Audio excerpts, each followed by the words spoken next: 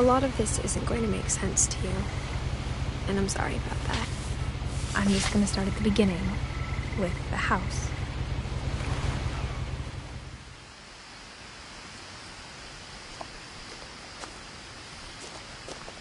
Someone had put up a chain link fence, but it looked like I wasn't the first person to hop it.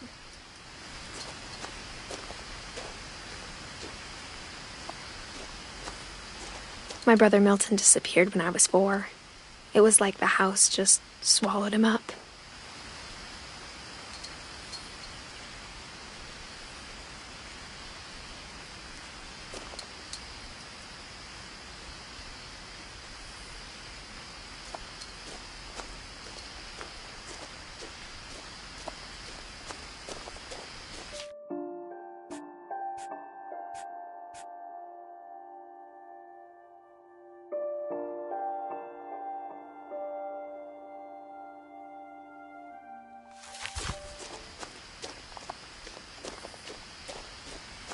I lived here until I was 11, but I wasn't allowed inside half the rooms.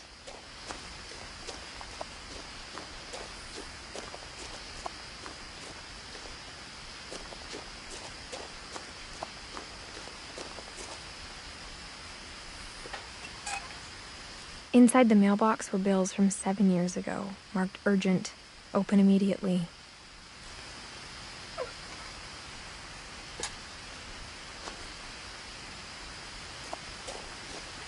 I hadn't been back since my brother Lewis's funeral.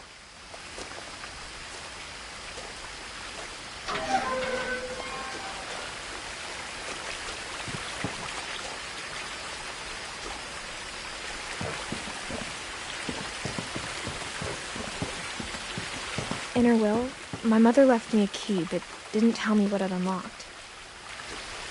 Maybe she thought I'd know. Or she thought that the mystery would be enough to bring me back.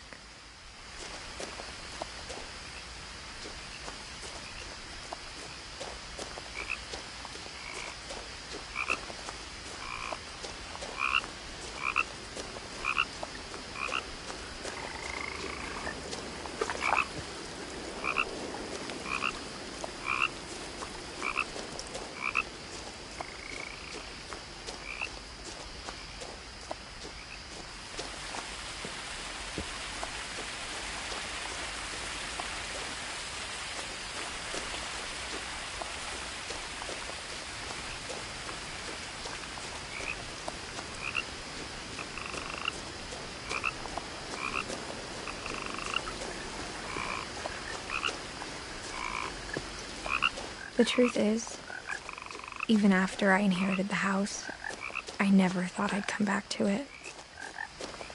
But now I had questions about my family that only the house knew the answers to.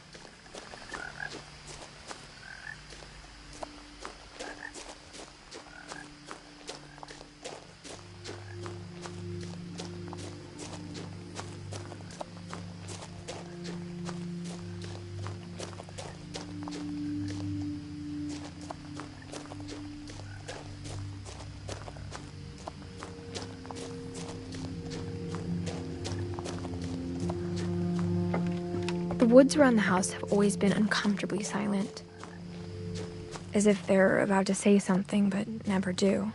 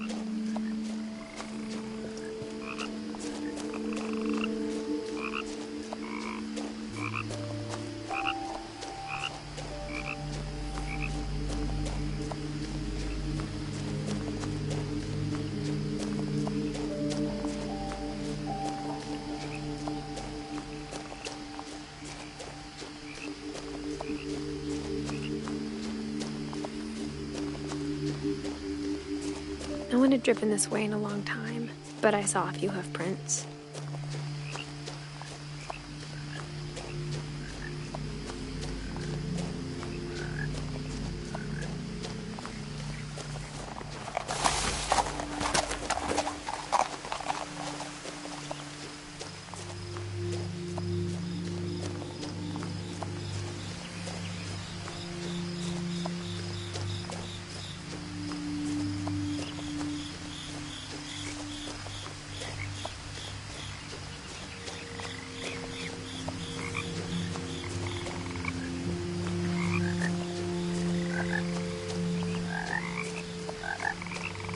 The house was exactly like I remembered it, the way I'd been dreaming about it.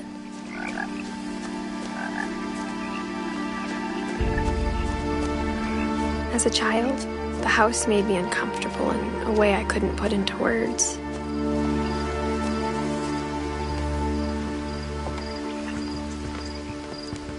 Now, as a 17-year-old, I knew exactly what those words were. I was afraid of the house.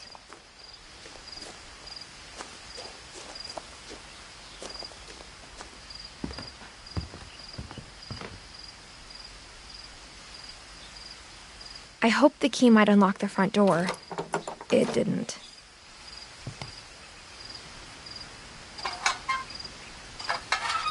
Looking in, I felt like the house itself had been waiting for me.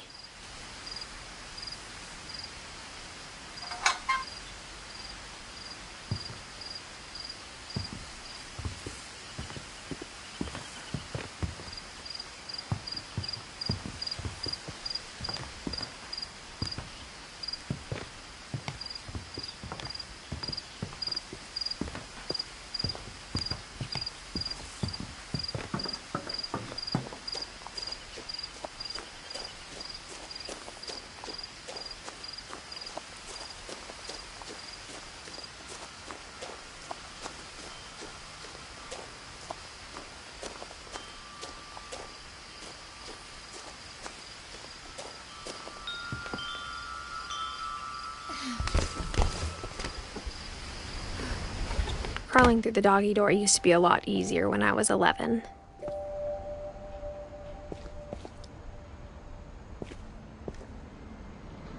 The power had been turned off the night we left.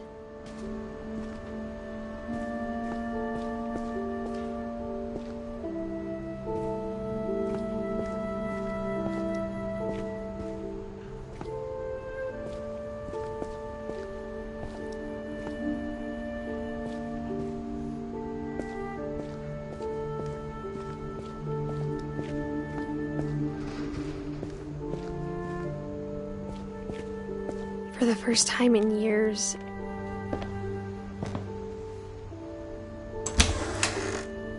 I felt like I was home. But instead of a family, there were just memories of one.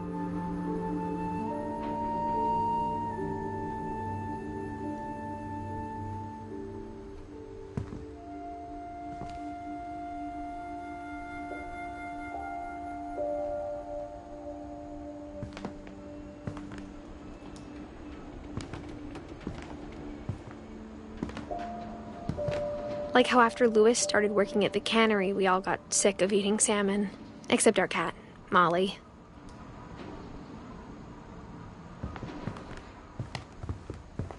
Or how only one restaurant would deliver to our house, so we had Chinese a lot.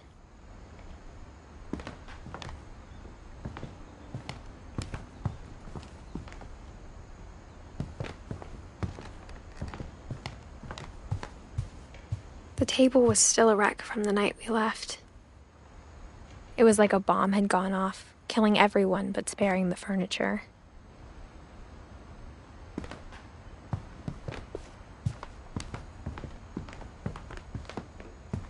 My mom was the only one of us who could imagine Great-Grandma Edie living in a nursing home.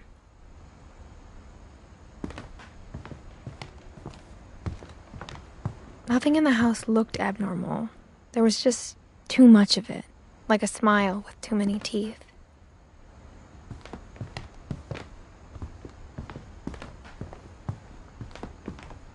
Even the fireplace had a story.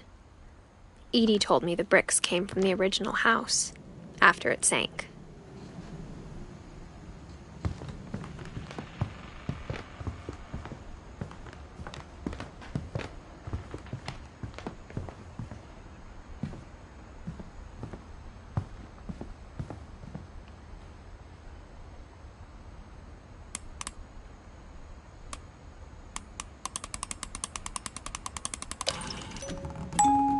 Great-Grandpa Sven built a music box for Barbara, along with the rest of the house.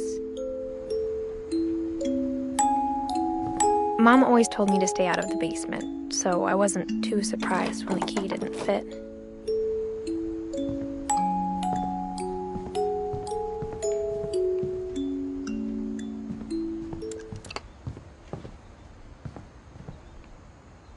My mom wasn't much of an optimist, but she never stopped believing that my brother Milton was alive.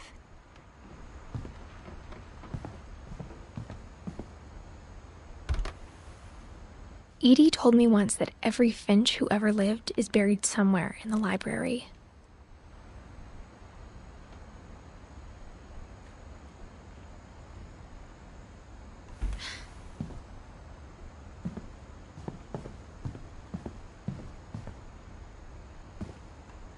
After Milton disappeared, Mom sealed up all the bedrooms. Then Edie retaliated and drilled peepholes.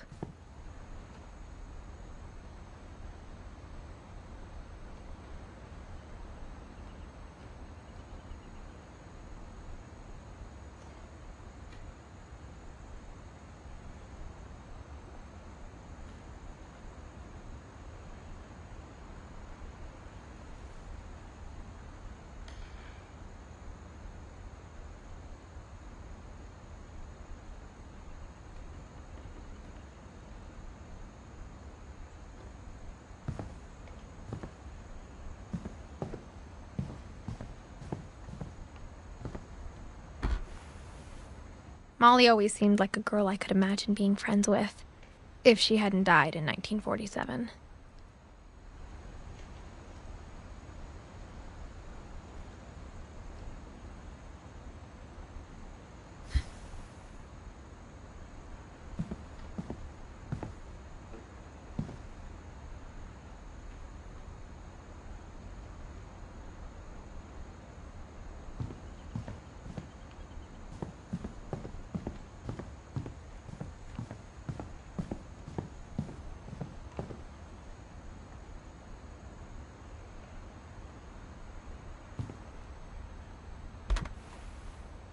The last time I was in Edith Sr.'s room, I was 10 and she was painting my portrait.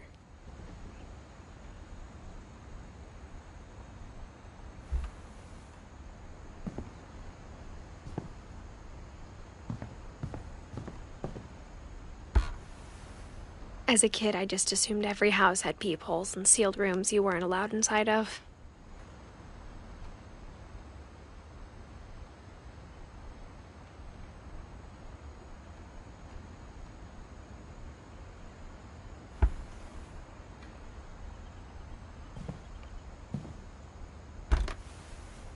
My Grandpa Sam spent 7 years sharing a room with his dead brother, Calvin.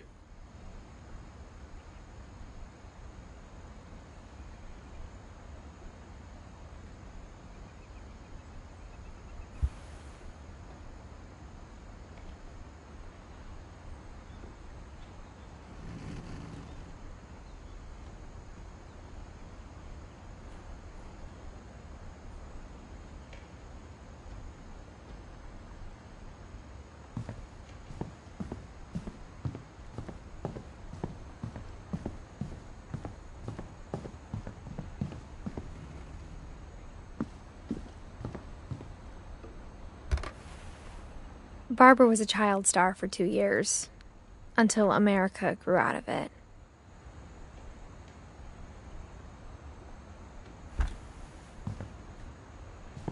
Edie's father, Odin, built the original house.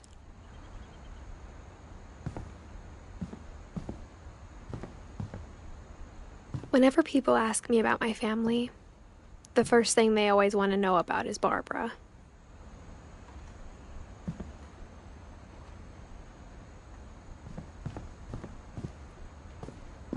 Mom must have locked the third-floor stairs on the night we left.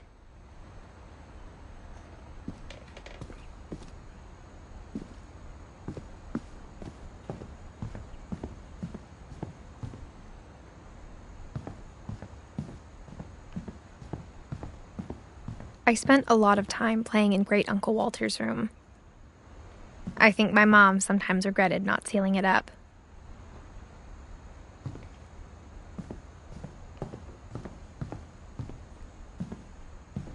Lewis told me there were secret passages, but I never believed him.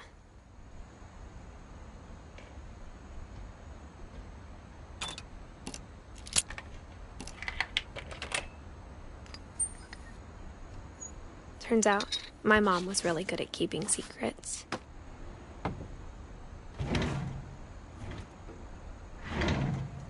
Now it was time to find out what my mom had been afraid of.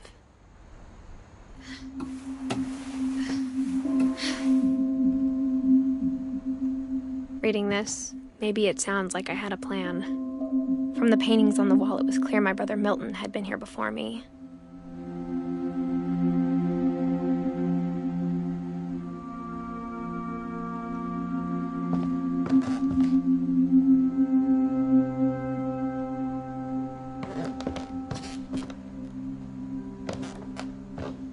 But I had no idea what was behind that door.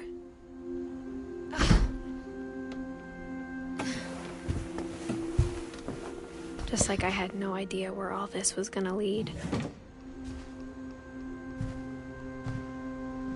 I grew up looking at Molly's room through the peephole. Molly's gerbil had a tiny bedroom with its own even tinier gerbil cage.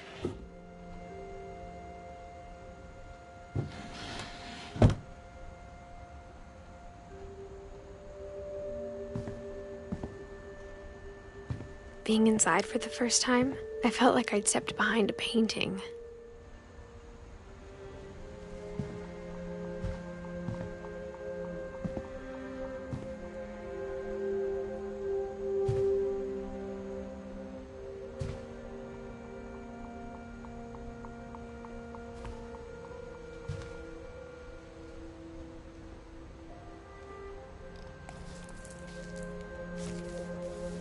December 13th, 1947.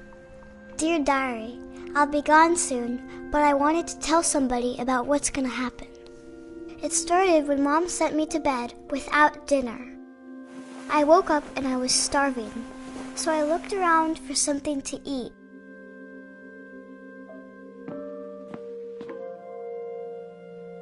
My Halloween candy was all gone. The gerbil food was dry, but I didn't mind it.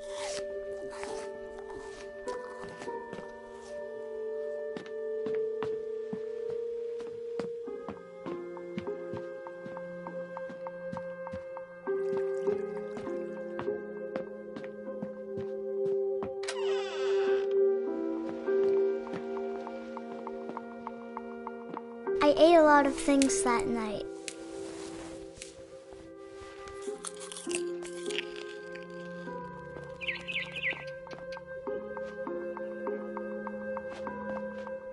I kept eating and eating.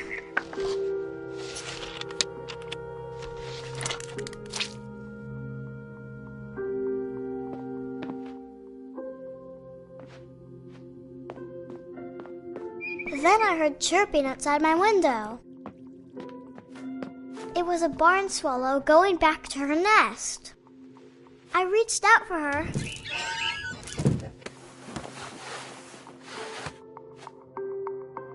And suddenly, I was a cat.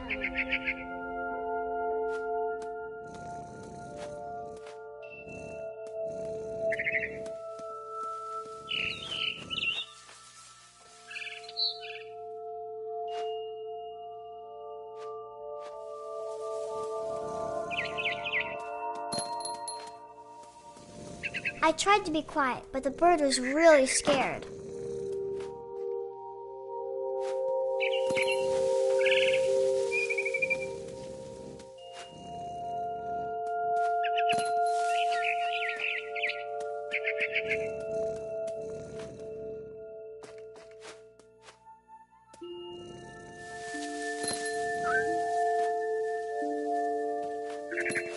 Mom and Dad didn't even look at me.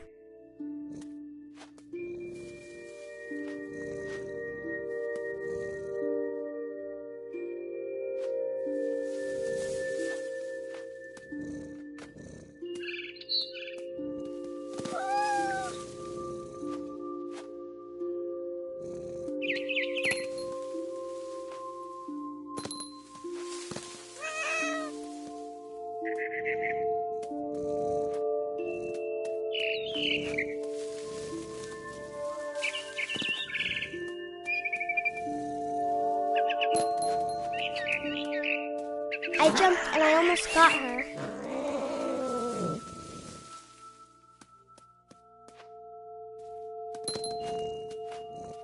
I could tell she was getting really tired.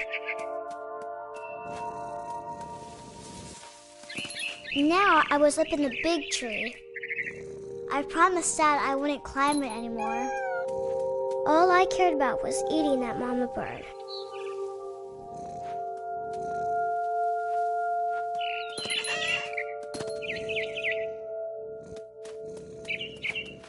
I gobbled her up. And suddenly, I was an owl. First, all I heard was the wind. Then I heard little teeth nibbling in the grass.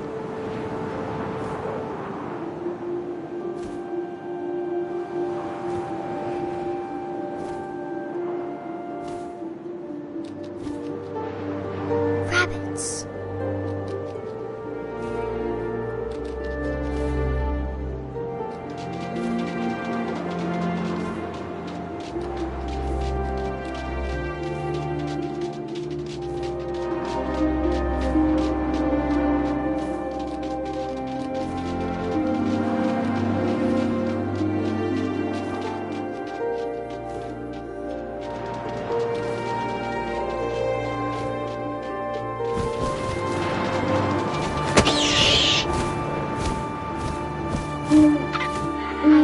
His face looking up and seeing mine through my talons. I swallowed him up, and I didn't chew one bit. Then I flew off to find something bigger.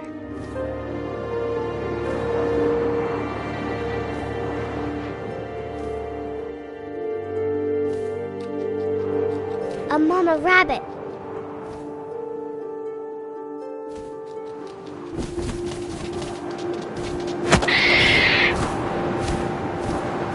She was almost too big to carry.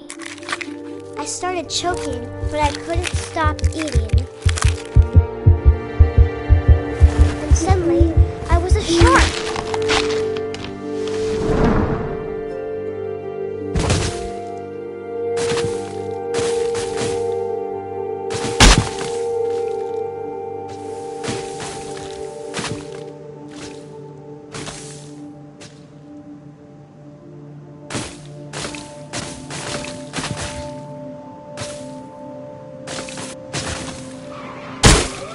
I rolled off a cliff and into the ocean. Now, I was hungrier than ever.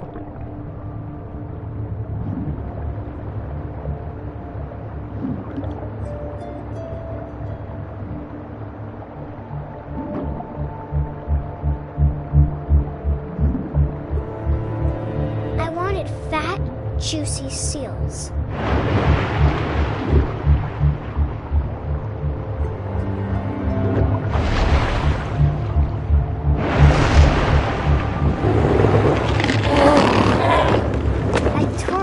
Flipper, and it tasted really good.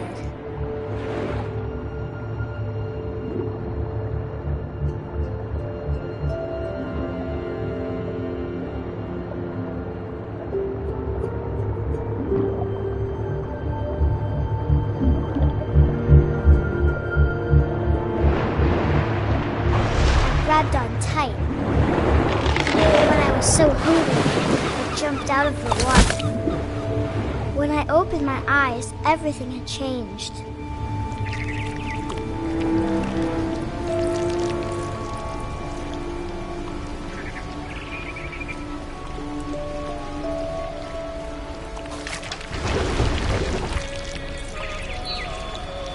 Now I was was a monster, and I smelled people everywhere.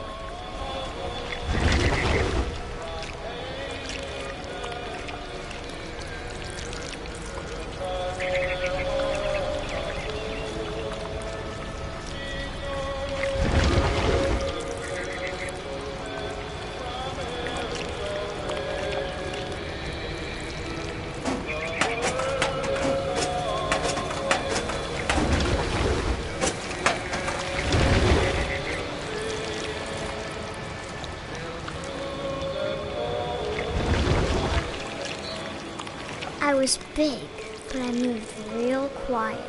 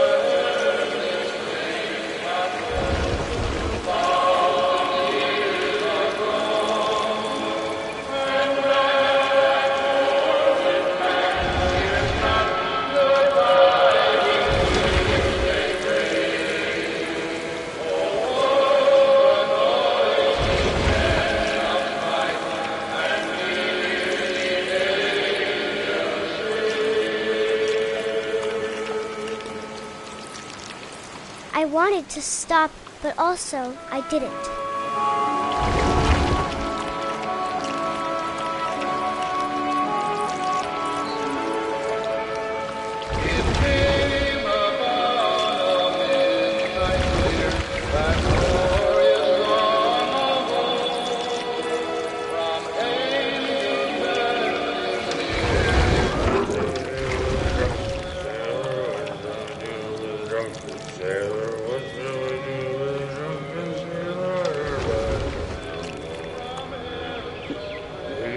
Belly with a rusty razor, his belly with a rusty razor, his belly with a rusty razor, in the morning.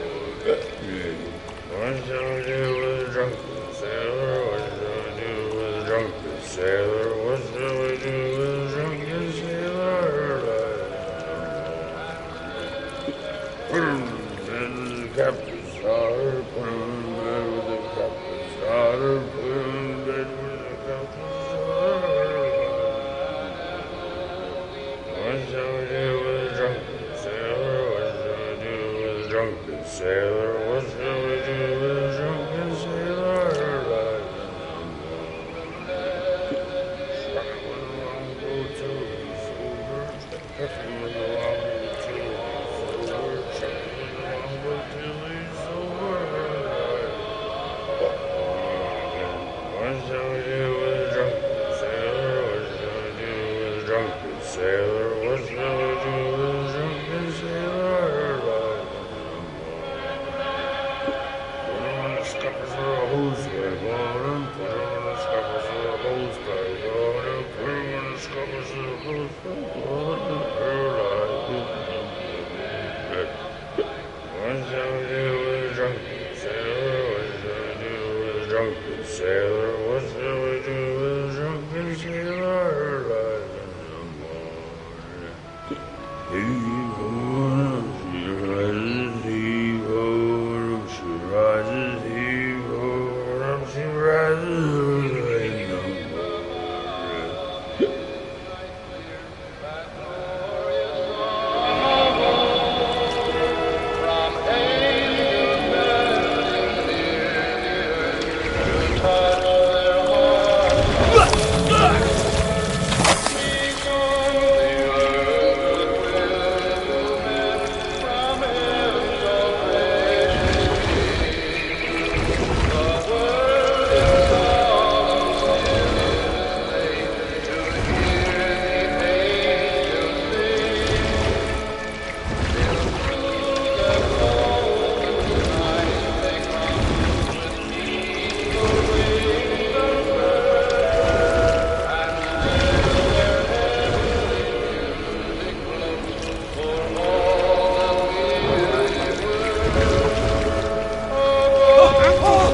passenger, I was still hungry. And to cross the water, I smelled something new. Something I had to have, so I swam towards it.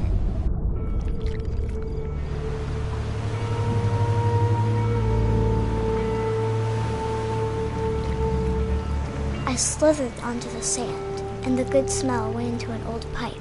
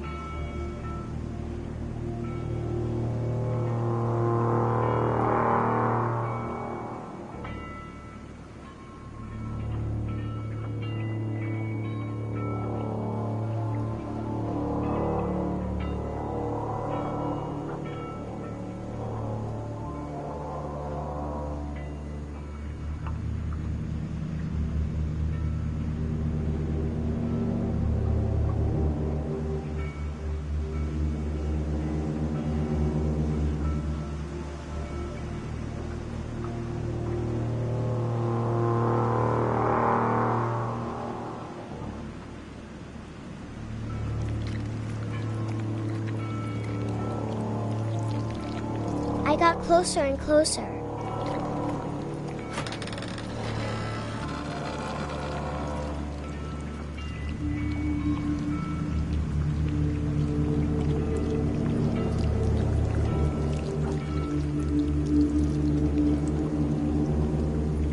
All of my stomach started growling.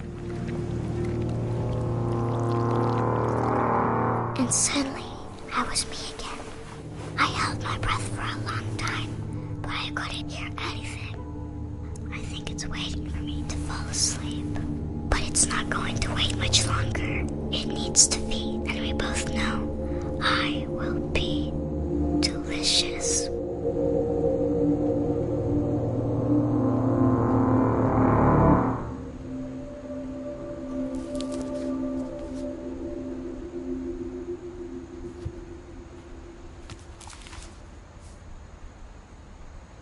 I'm not sure if I believed all of that, but I'm sure Edie would have.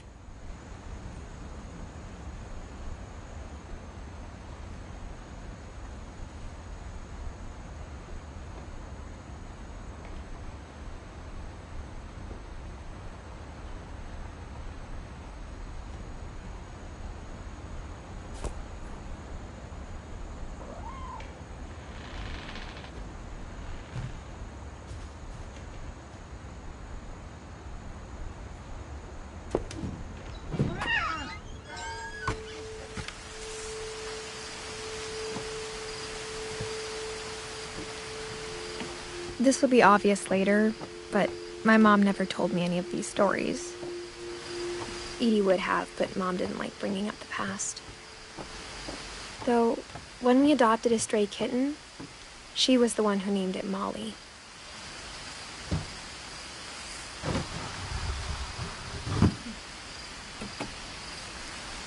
I spent a lot of time in Great-Grandma Edie's room.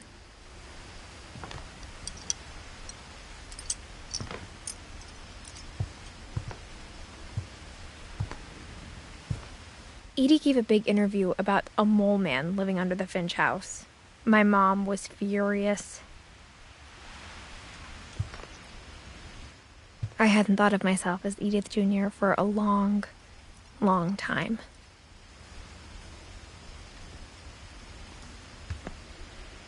One summer, they evacuated the island, but Edie refused to go. For a few weeks, she was a celebrity.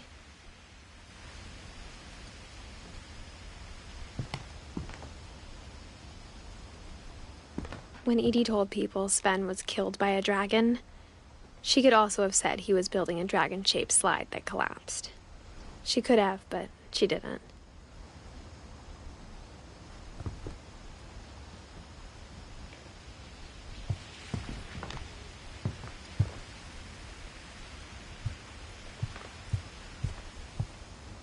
Her room was like a museum.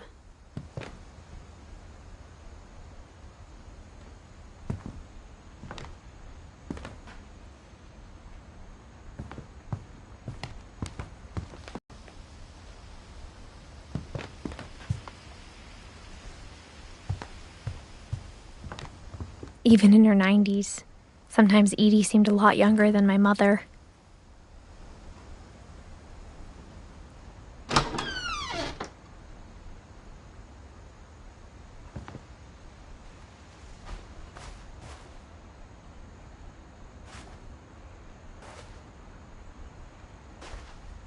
The only trace Grandpa Sam's first wife, Kay, left on the house was the pink bathroom.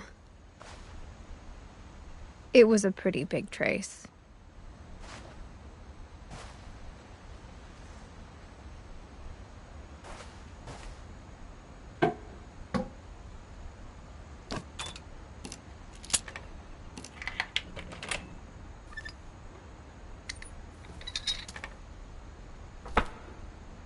There's a secret in this bathroom. It's in the last place you would look.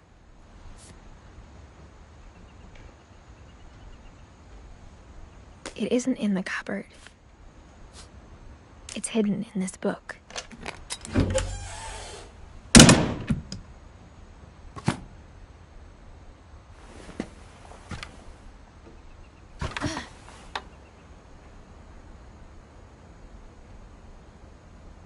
Sven gave Sam an old camera he'd refurbished. He never put it down.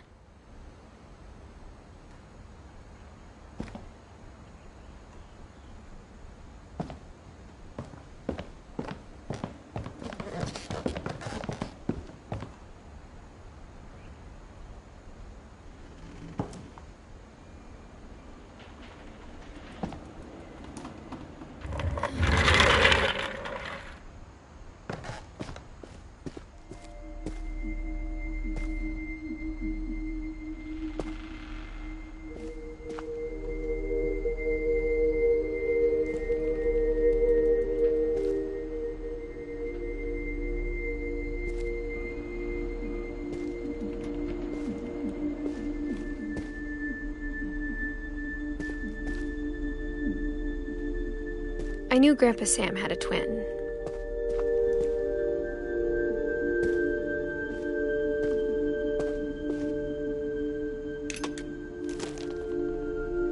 And that he never talked about him.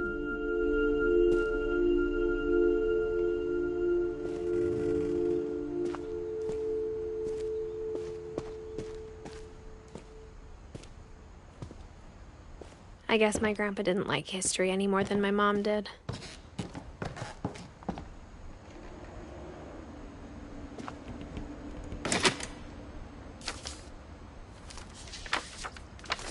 How I Want to Remember My Brother by Sam Finch. The thing I remember is that when he made up his mind, that was it.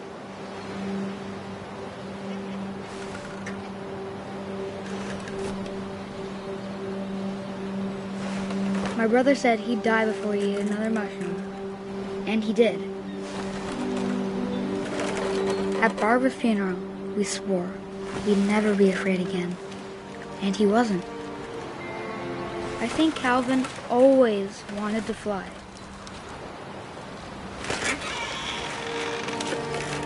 Sam! Calvin! Dinner's ready! Coming! But that day, he finally made up his mind to do it. I told him going around was impossible. Maybe if I hadn't said that,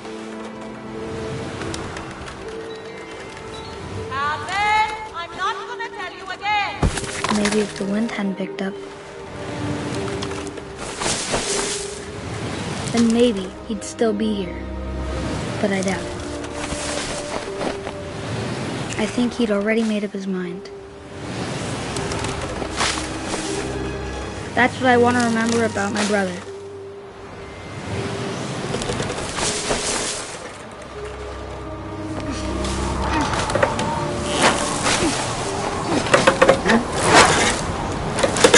The day he made up his mind to fly. And he did.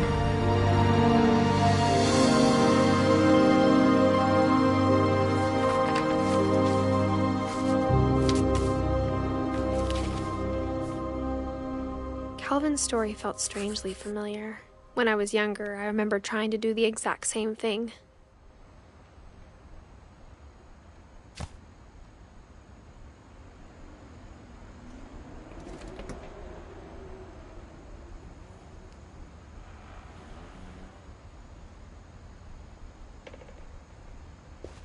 After the funeral, Edie roped off Calvin's half of the room. Mom said Grandpa Sam enlisted at 18 and never set foot in the room again.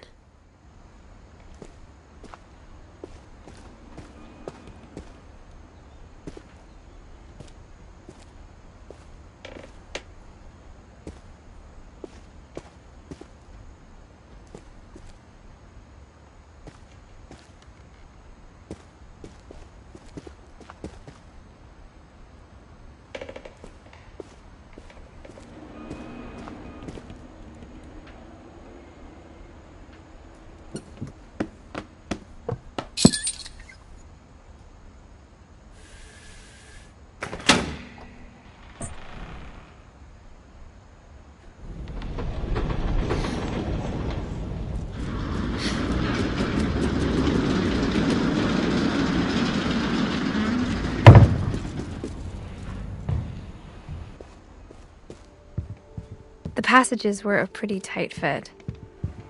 They'd obviously been built for smaller hands and bellies.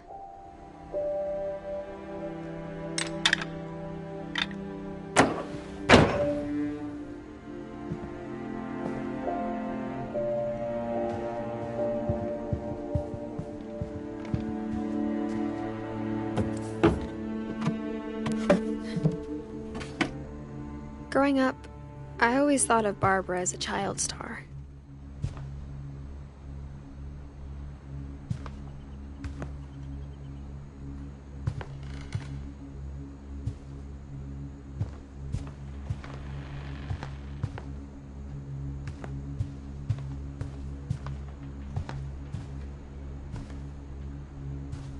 I never thought about how hard it must have been for her afterwards.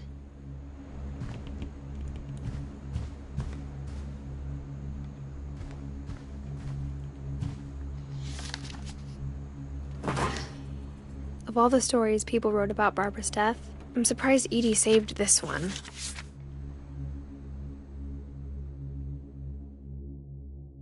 Old Jack here with another ghastly tale inspired by America's most unfortunate family. I'm calling it The Surprise Ending of Barbara Finch. As a child star, Barbara was famous for her scream. Now at 16, she was all washed up. A has-been. But in a lucky break, she'd been asked to perform her signature scream at a local convention for monster movie fans. It was just the boost her career needed. Unfortunately, her scream hadn't aged well. Getting better. I think you just need the right motivation. Her biggest fan and current boyfriend, Rick, was about to demonstrate when... Now that was a great scream. It was Barbara's father, Sven. He'd slipped into a table saw and had to be rushed to the emergency room. So Barbara got stuck babysitting her youngest brother, Walter. Her convention comeback was canceled. Okay, I'm hearing frustration, but I'm not hearing terror. What if I tried... A gang of hoodlums in Halloween masks have been terrorizing Orcas Island tonight. Police are urging residents to... That came from the basement. You're right! Also, I loved your delivery on that. Why is your basement door locked? Because my dad likes making puzzles and secret passages. There's a key hidden in the music box. The secret is to keep winding and winding until finally the key pops out. Thanks, babe. I'll be back in a sec. 20 minutes later, Rick hadn't returned. So Barbara went to look for him, right on cue. She reached for the music box. And as she wound the key, she listened for Rick, but the house was silent.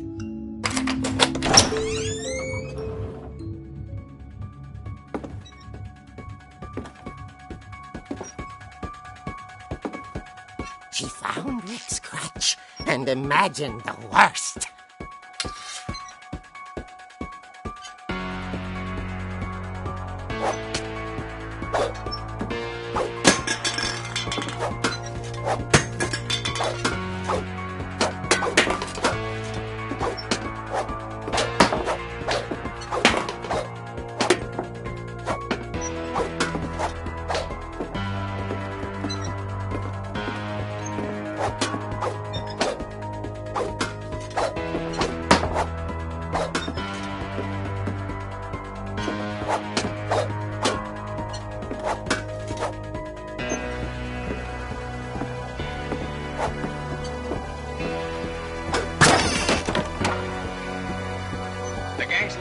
Infamous Hookman killer, Dr. Carl Hamill, who impaled and then ate his family 10 years ago tonight.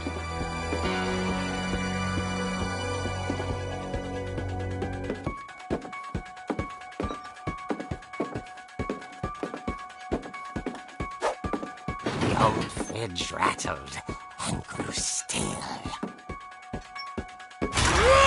Oh dear!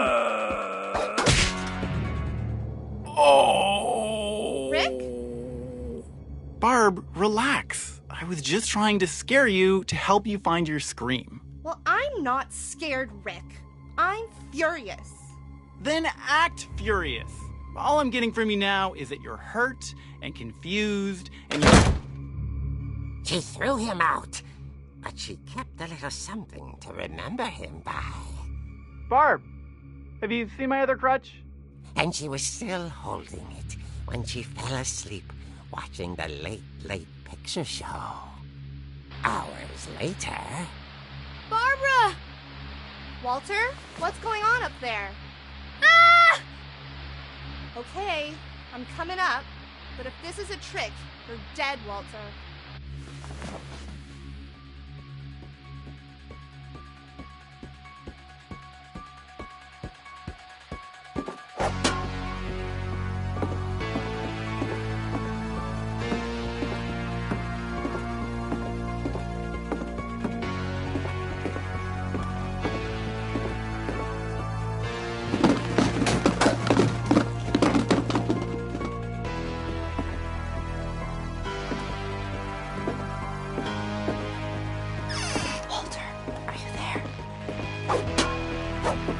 Walter had vanished, but his bedside radio was still on. Orcas Island police describe the man as 6 feet tall, with a steel hook for a hand. Residents are urged to lock all doors and windows and notify the police of any suspicious activity. Barbara turned, saw the hook man, and was speechless. He was quite smashing. And he was. He couldn't get enough of Barbara. Okay, Barbara, there's gotta be another way out of here.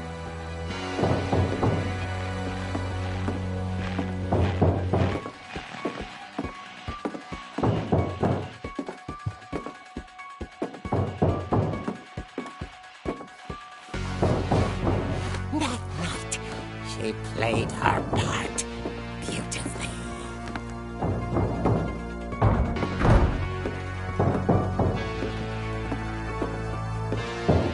She thought about abandoning Walter, but just couldn't do it.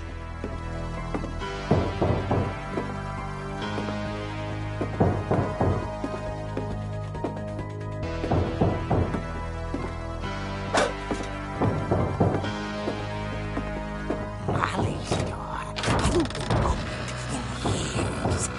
The hinges groaned.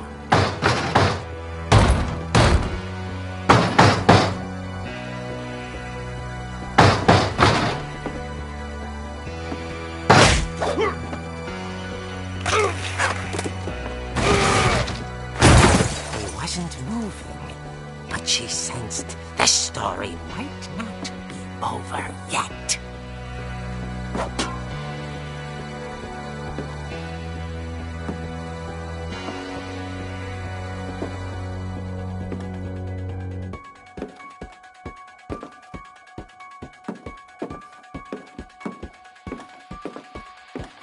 The hookman had vanished. She listened for his breathing, but all she heard was...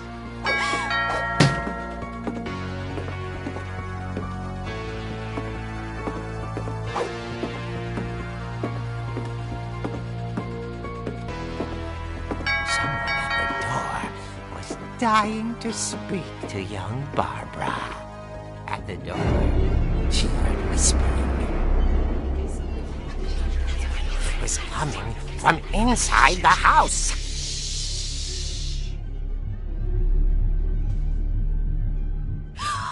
Oh dear. The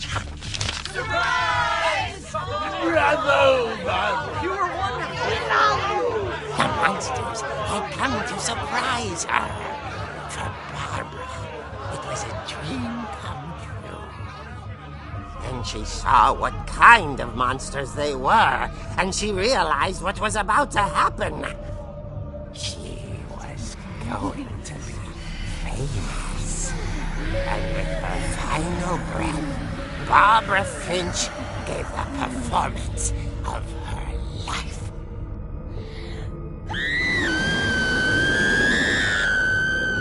I wasn't there myself, but I hear Barbara was magnificent. Poor girl. She had a taste for stardom. But unfortunately, so did her fans. Of course, the police blamed it all on poor Rick, who disappeared the same night. And little Walter, hiding under his bed the whole time. He took it all pretty hard, but that's another story. As for Barbara, tucked inside the music box is all they ever found of her. Her ear. Now that's what I call a real eerie tale.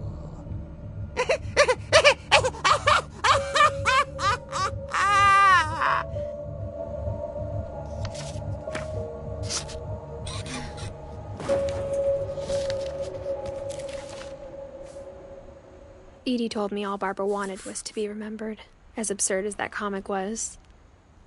Maybe what Edie saw was a happy ending.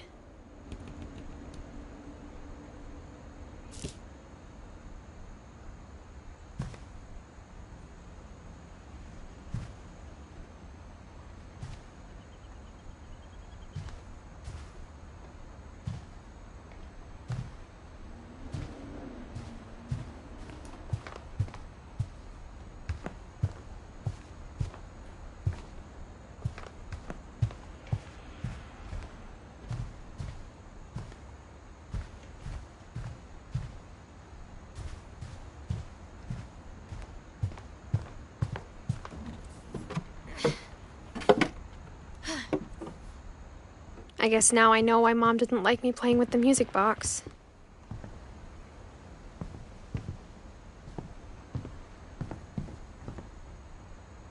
It's funny. All those times I played with the music box and never found the basement key.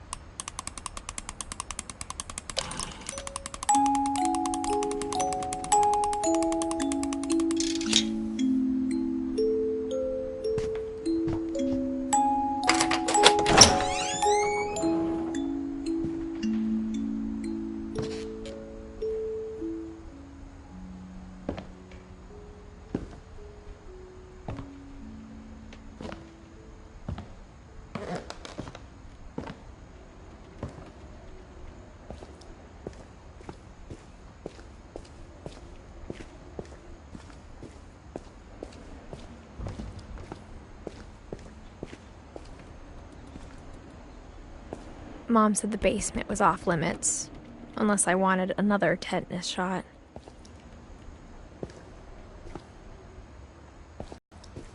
I saw Edie sneak down to the basement once, carrying packages.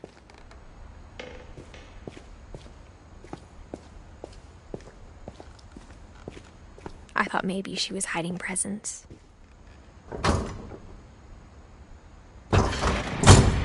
It turned out she was hiding a lot more than that.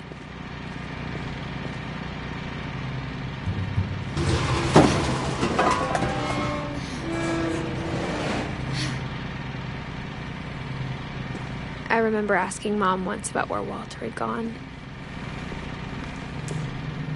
She said after Barbara died, he got as far away as he could.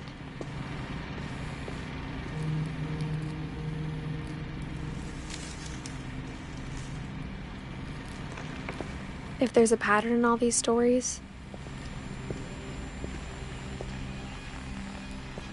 I think it's that none of us has gotten very far.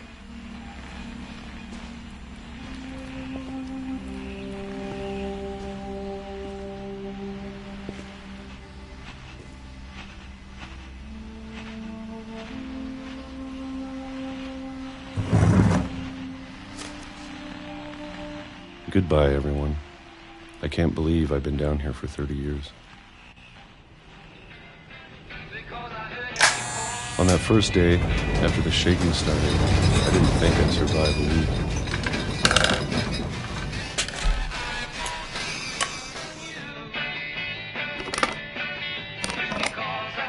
But after a few days, I settled into a routine. That's what kept me sane. Having a schedule, living for today. I always expected to be dead tomorrow. But if you wait long enough, you get used to anything.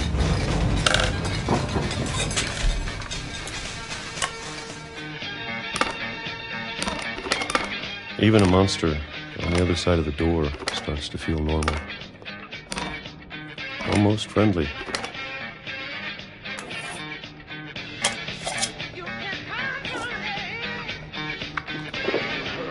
And then one day, everything just stopped. Whatever that thing was, it was gone. Maybe it got tired of waiting. Or maybe I just got tired of being afraid.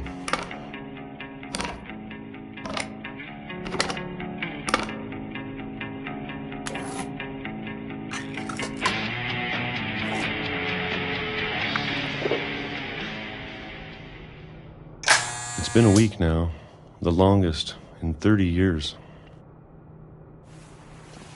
I'm done waiting. I have to leave while I still can.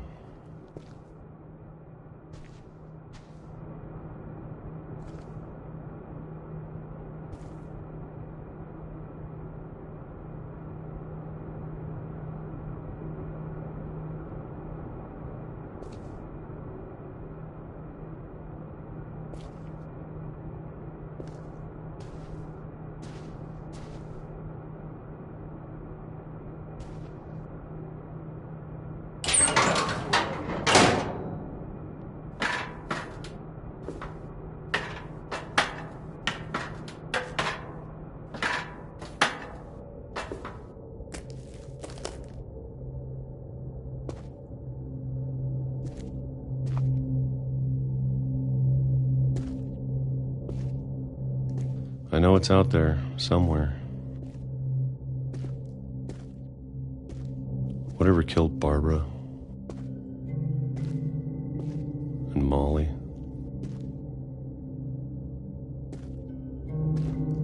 and Calvin.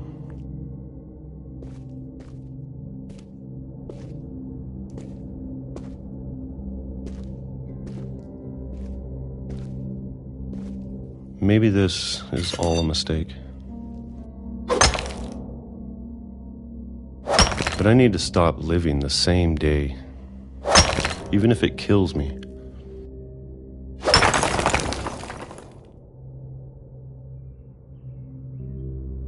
Whatever's out there, I want you to know I'm ready for it.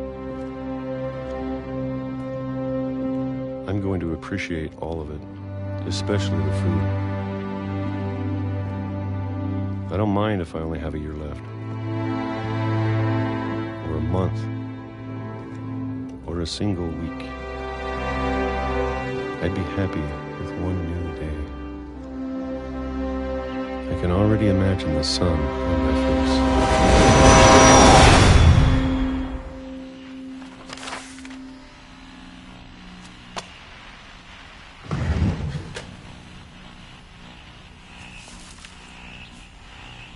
Walter died when I was 6. I can't believe my mom never told me he was down here.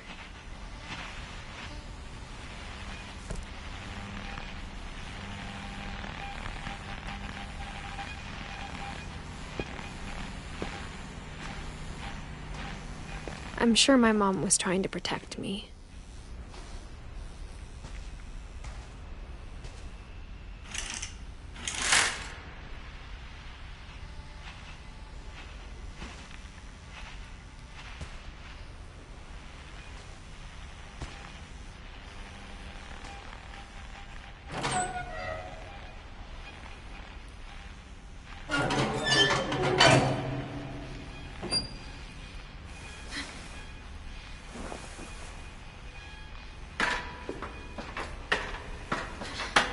Maybe she was afraid I'd end up like Walter.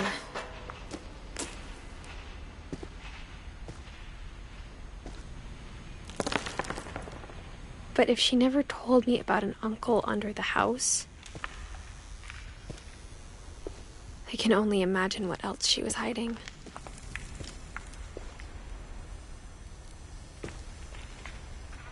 I don't want to make the same mistakes she made.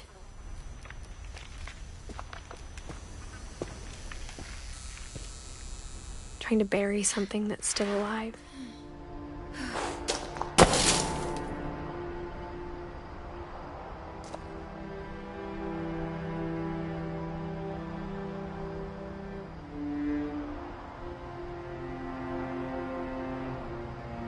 Now that there's only one of us left, or maybe two,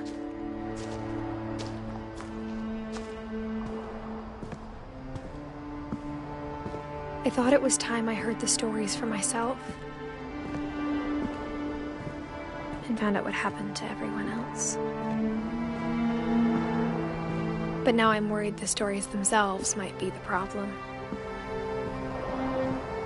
Maybe we believed so much in a family curse, we made it real.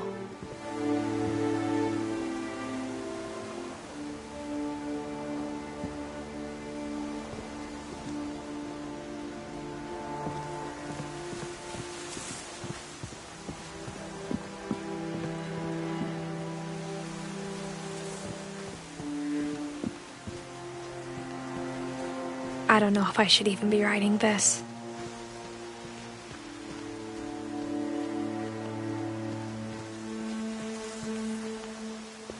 Maybe it'd be better if all this just died with me.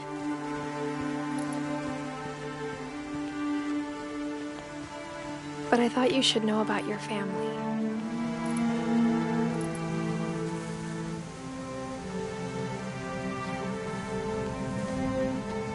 And the history you're a part of.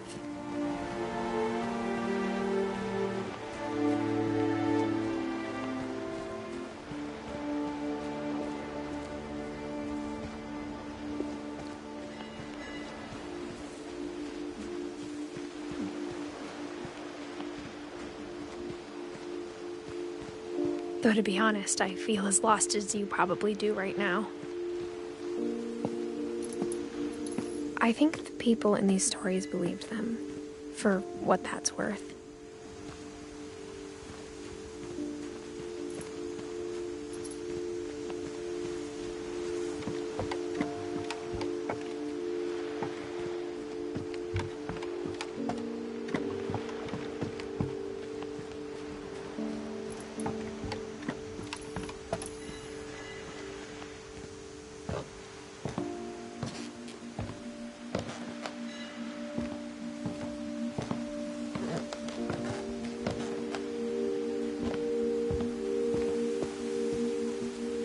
You look at the house, that history of imagination and stubbornness and madness, any of it seems possible.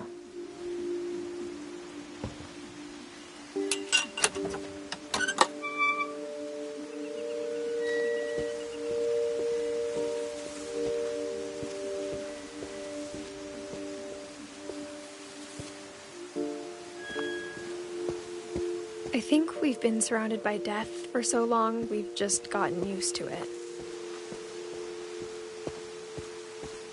What kind of family finishes building a cemetery before starting the house?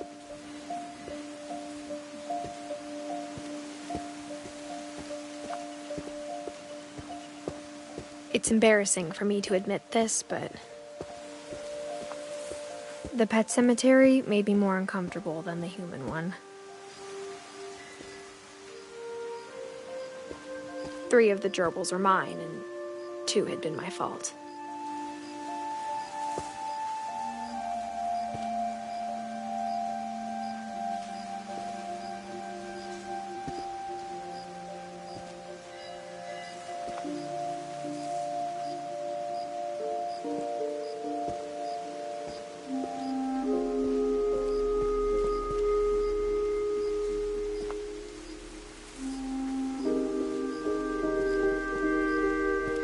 Sven built the house, but it was Edie who designed the cemetery.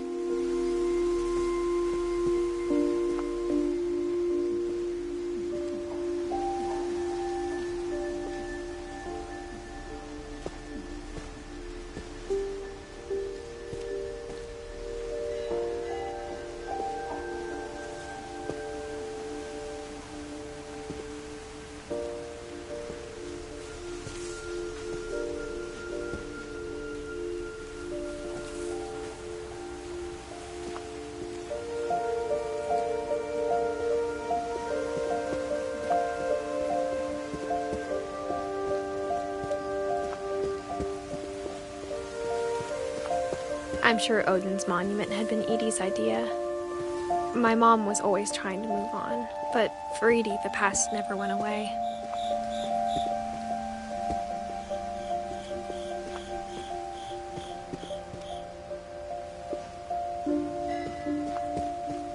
She could see it poking out of the water at low tide.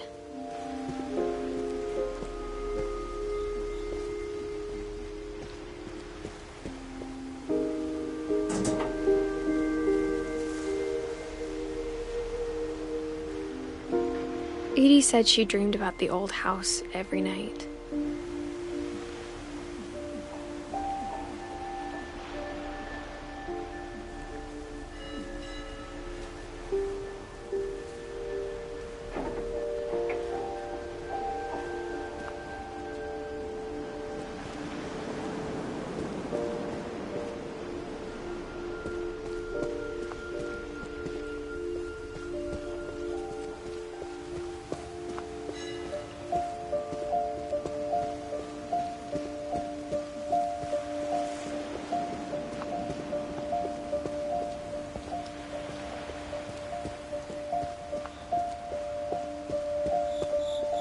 Edie's side was always easier for me to understand.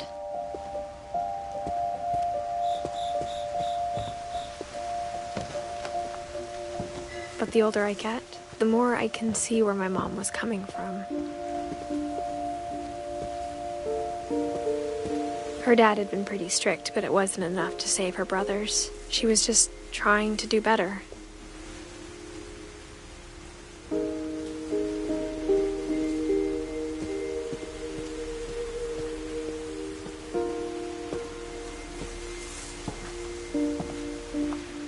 She lost 2 of her brothers, just like I did.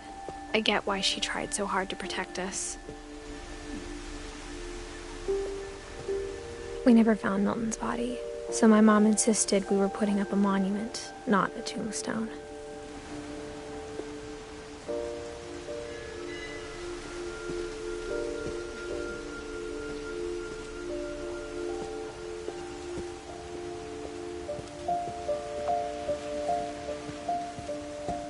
There's so many things I wish I could ask my mom now. Part of me thinks this is what she wanted all along. For me to come back someday and find everything out for myself.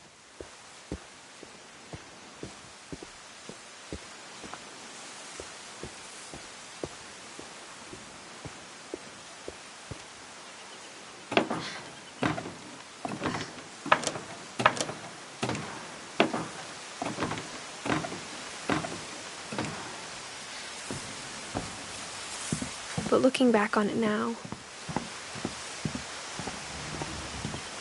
if she told me there was going to be so much climbing, I never would have come when I was 22 weeks pregnant.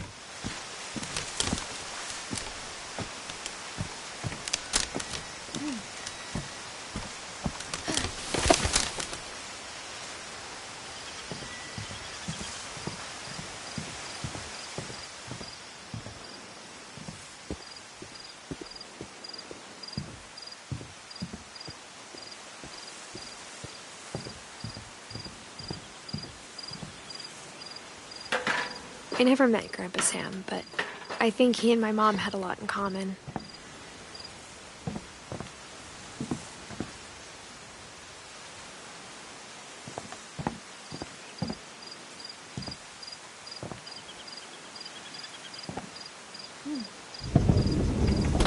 They were both pretty intense.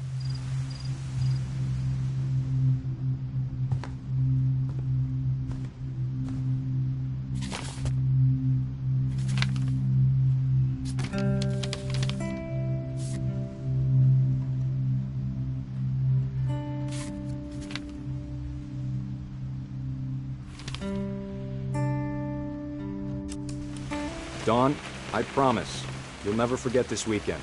Yes, sir. These memories are gonna last a lifetime. Am I gonna have to shoot anything? It's a hunting trip, Dawn. Shooting is strongly encouraged.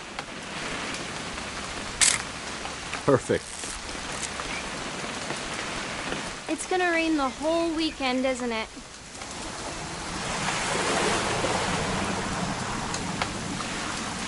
I will never forget this weekend, Dad. That's the spirit. Smile, Dawn. Okay, got it. I'm gonna take some pictures, okay?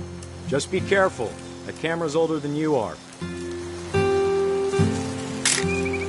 Aw.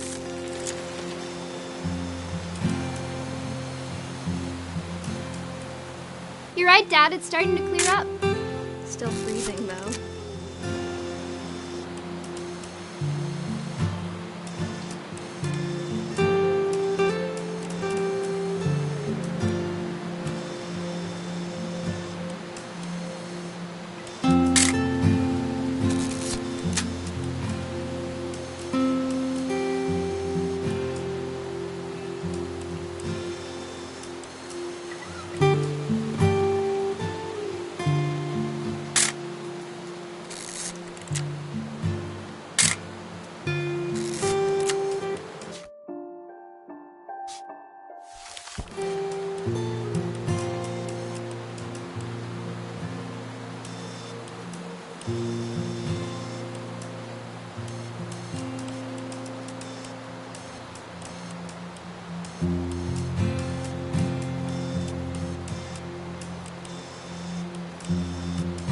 Definitely should not have drunk all that coffee. Hold. Hey! That's a keeper. I'm just saying, I'm not always gonna be here, Dawn. You'll need to remember this stuff, if you want to survive. I'll be fine, Dad. You know who else thought he was gonna be fine? Some guy who died. Dawn, I'm being serious. I know, Dad. You're always serious. Doesn't being out here make you want to chill out? Well, to tell you the truth, I haven't been out here in 20 years.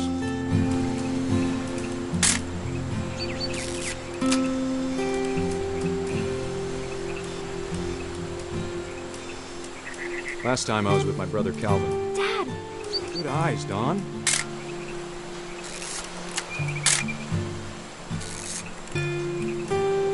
Before you take the shot, let me get a picture of you.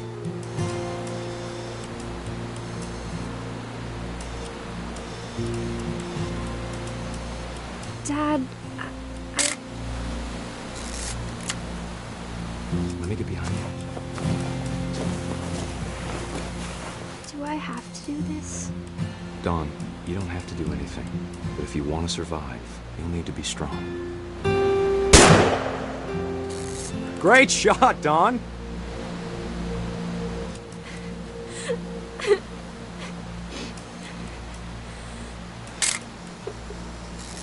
I'm proud of you, Dawn. Always remember that, okay?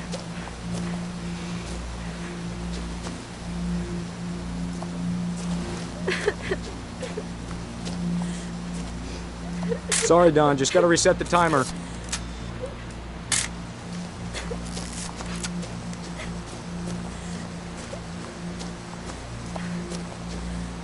Dad, it's twitching. I think That's it's totally so... normal, Dawn. Just focus on the camera. Try not to think about... Dad!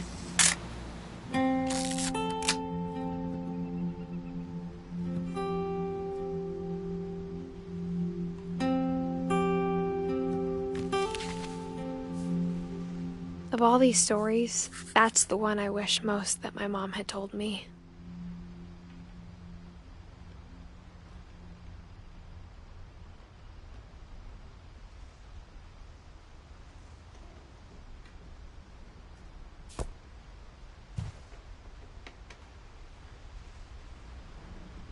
Sam spent his life shooting photos, but Mom said he got nervous being in front of the camera.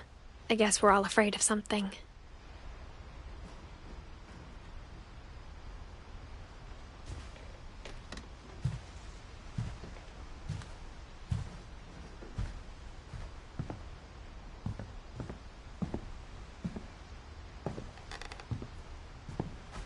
Instead of hiding from death, Sam seemed to go out of his way to meet it.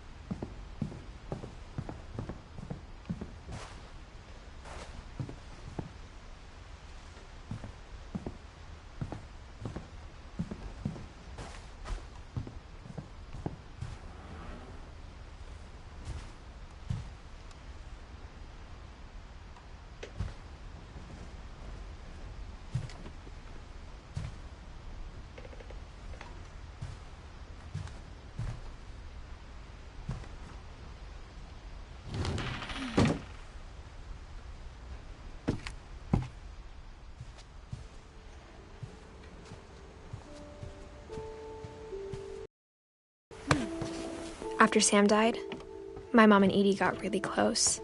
They'd both lost a lot.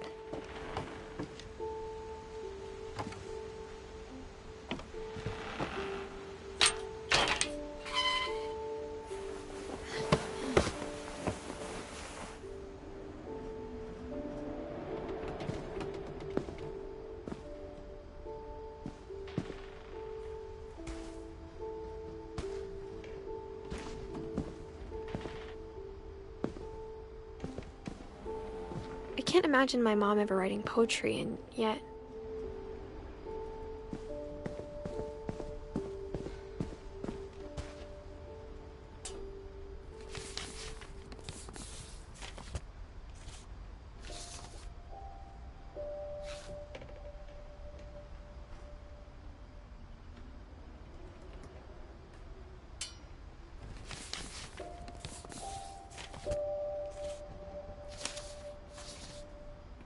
Dear Kay, do you remember the way Gregory used to laugh when he thought he was alone? Like something funny was happening, but only he could see it. I think he saw things the rest of us don't.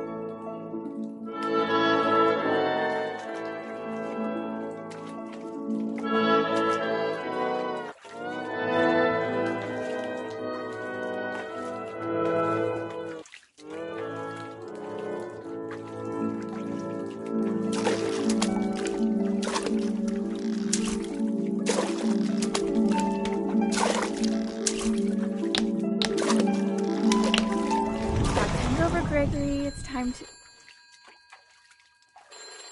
Hold on, sweetie. Hello? Sam, I told you I don't want to talk right now. I wonder what he saw. What his world was like.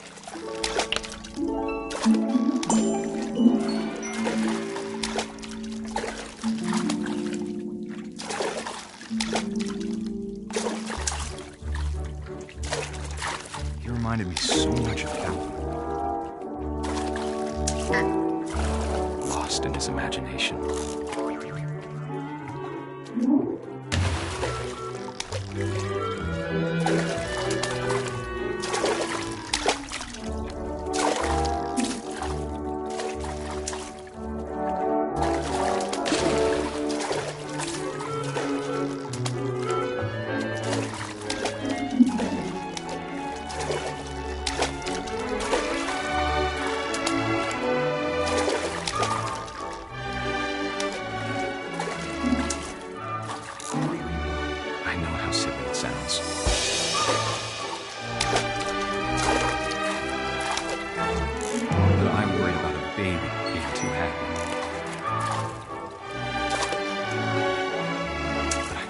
Slipping away.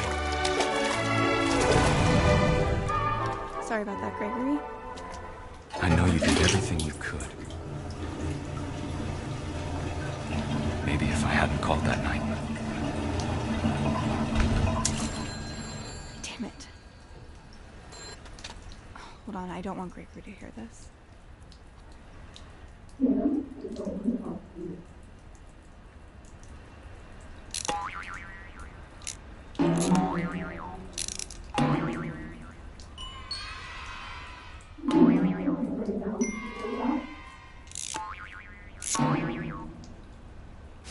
she could have told us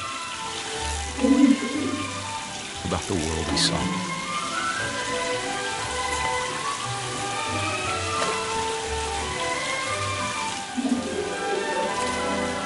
There's so much I don't understand about Gregory, about everything.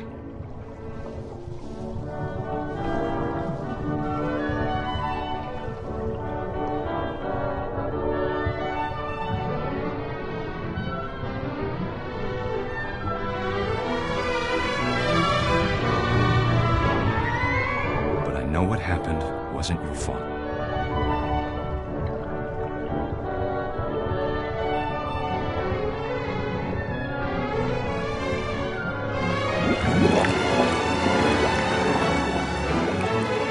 I'm sure he's happy.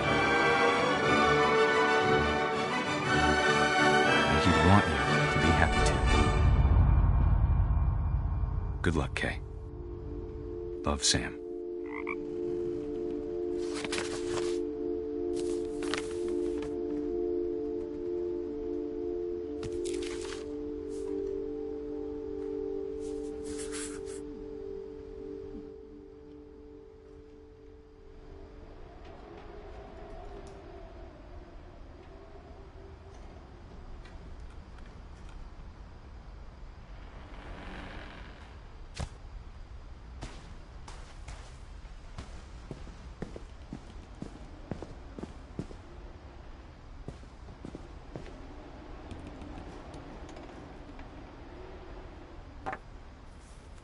A poem for Gus, who always said the wedding was a bad idea.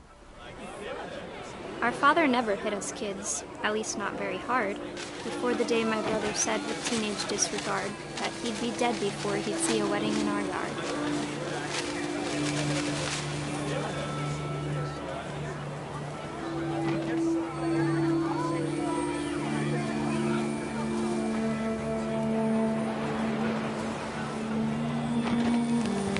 Father made him come, of course, but Gus stood far apart, just flew his kite and bottled up the storm inside his heart.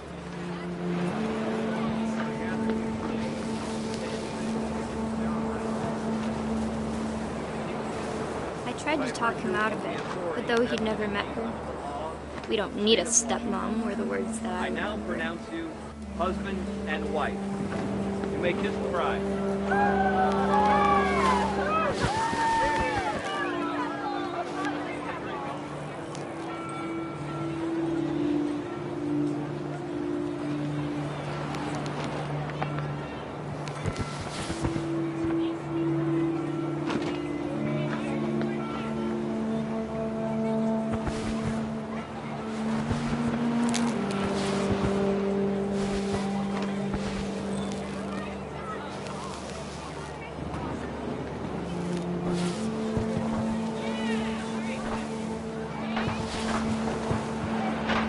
When the time for photos came, Dad ordered him to come here. But Gus declined, and as a sign held up his middle finger.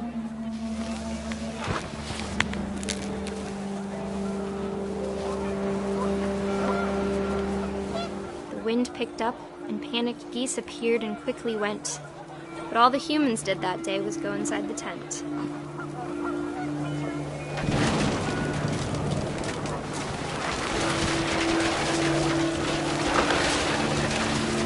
Rain came down in buckets then, but no one seemed afraid that nature might destroy the tent our dad had crudely made.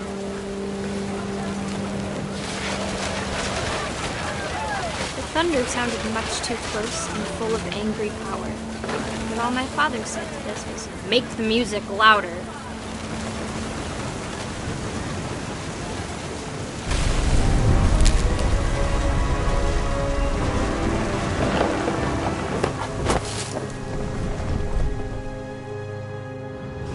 I wish that I could truly say I thought about you on that day. Out there on the beach alone, just you, the wind, the sea, and foam. But I didn't, until we found you.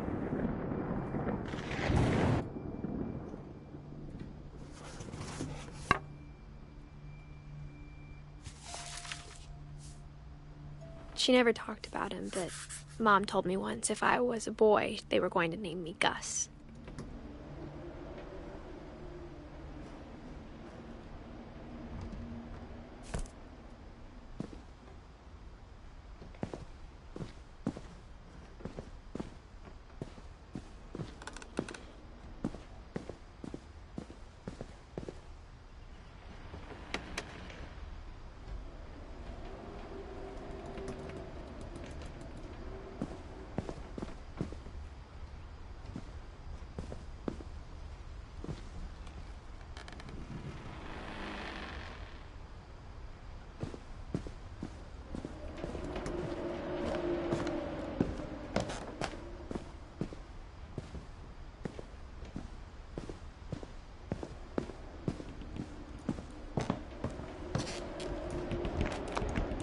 My mom moved up to the loft after her brothers died. At the time, it was as far away as she could get.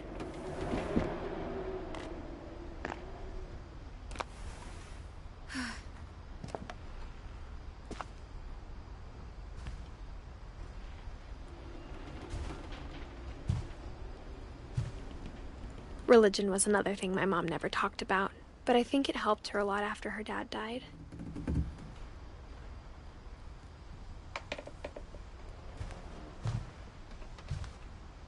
She spent a summer building houses in Calcutta, where she met my dad, Sanjay.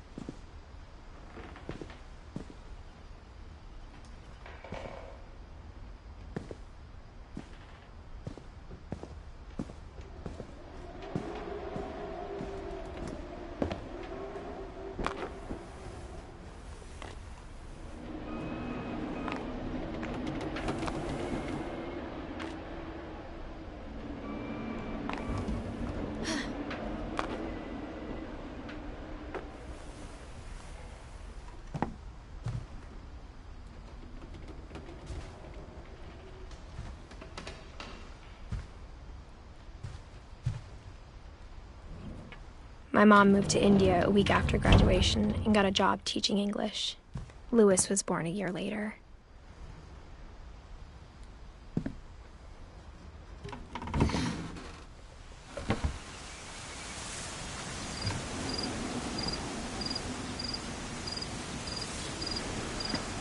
When my dad died, I don't think Mom knew where else to go.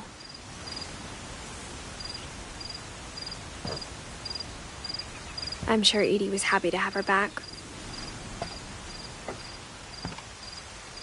And to see kids in the house again.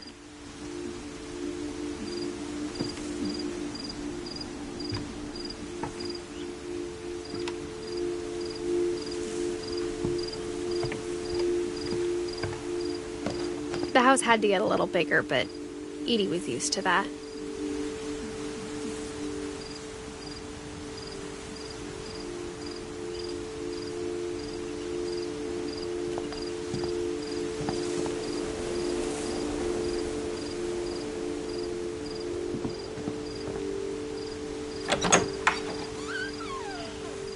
And for a while, things were good.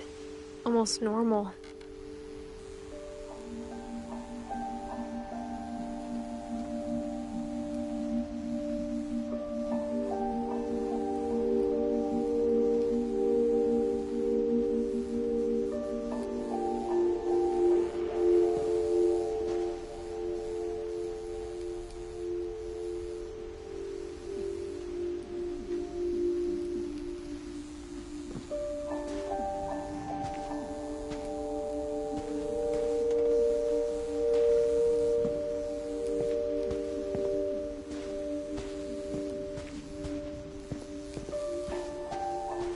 But it didn't last.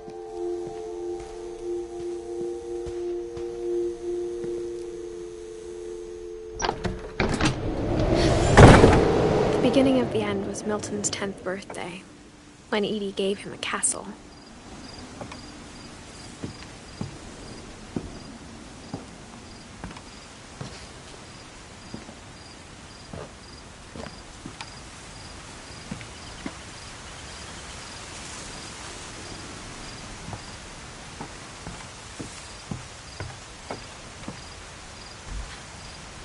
Everyone always told me to stay out of Lewis's room. Except Lewis.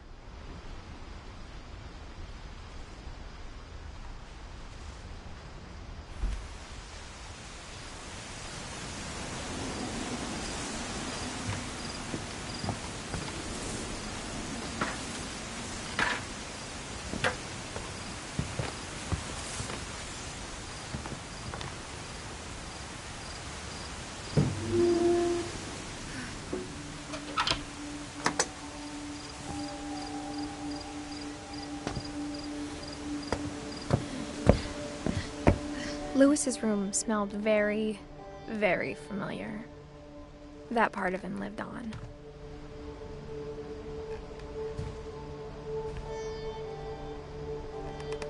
Lewis and I spent a lot of time playing games together, but he was surprisingly bad at them. He died a lot.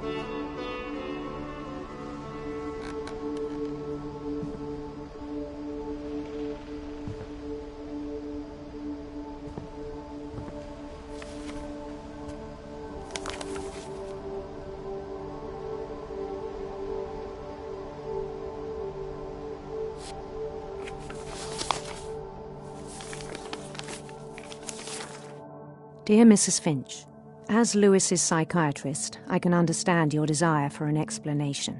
As I see it, the trouble began in January, shortly after we convinced your son to seek treatment for substance abuse. Newly sober, I believe Lewis first noticed the monotony of his daily life.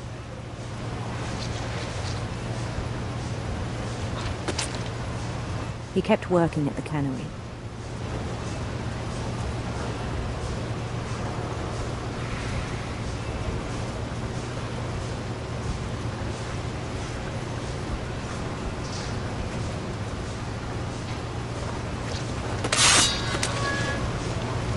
But he withdrew part of himself.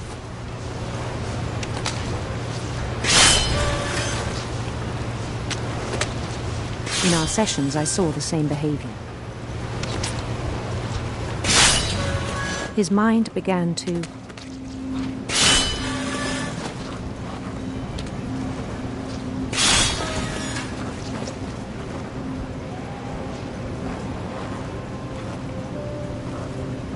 wander.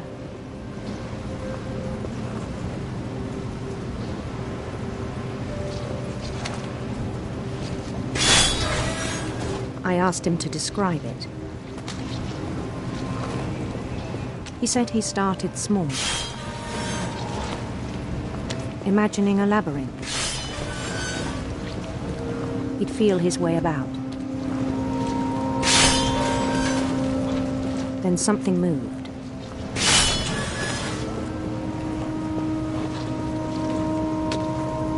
Bats and toads.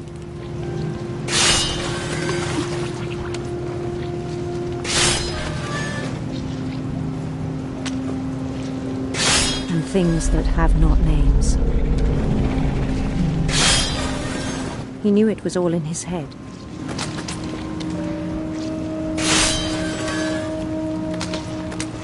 But he took it very seriously. I had hoped he'd find himself.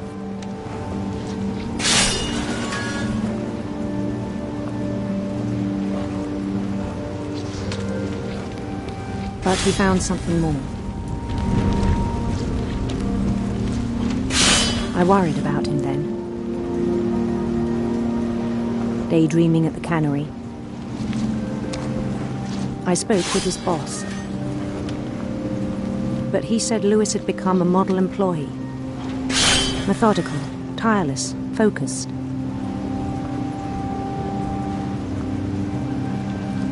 Like a whole new Lewis. So I let him go on.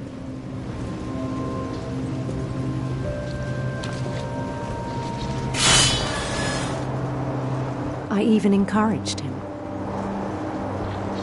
It seemed very promising at first. He told me he'd made a new friend.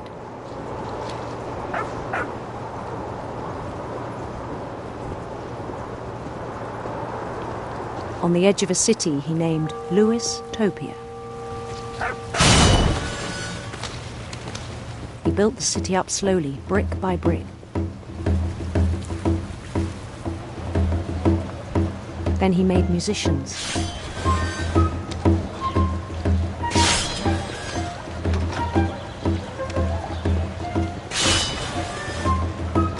And songs for them to play. He talked about starting a band.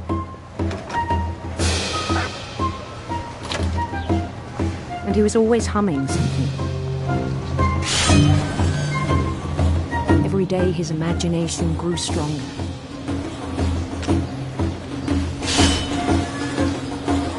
He no longer spoke at the cannery. But his chopping was as reliable as ever.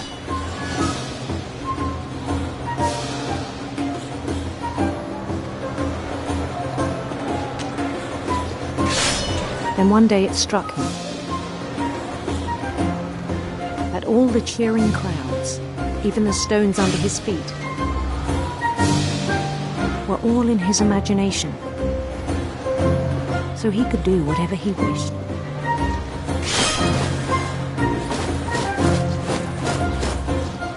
He held an election for mayor, and he won. They begged him to stay, but his mind was already wandering. It became a game for him.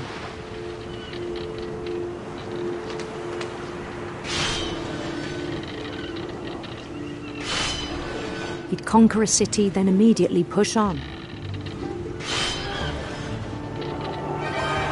New Louisville.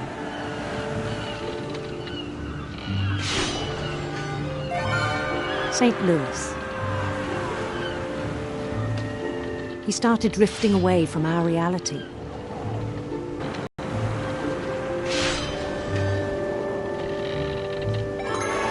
Minneapolis. Until one day he forgot to go home from the cannery. Even as his mother pleaded with him, part of Louis kept sailing on.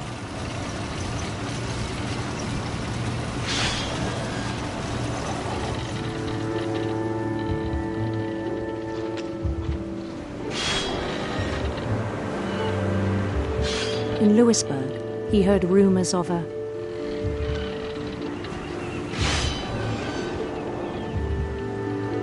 beautiful prince.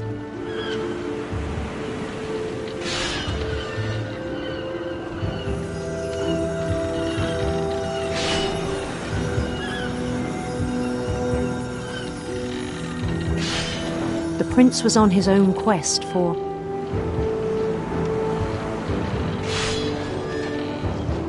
radiant rainbows.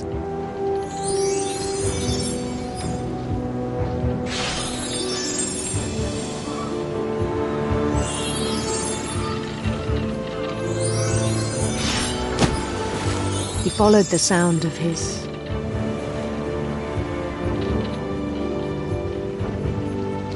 electric sitar.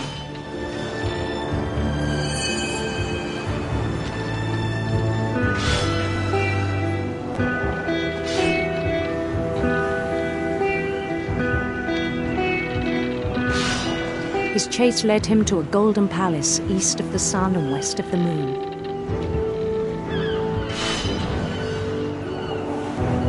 even then, his logic remained sound.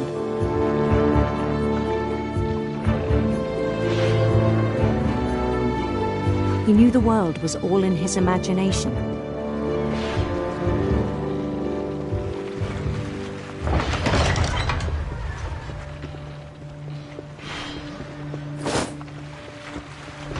But he was so proud of having created it.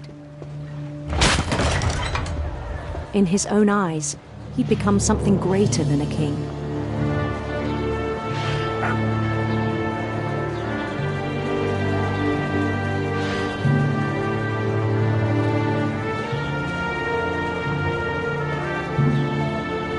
For someone who'd never known success in the real world, I think it was overwhelming.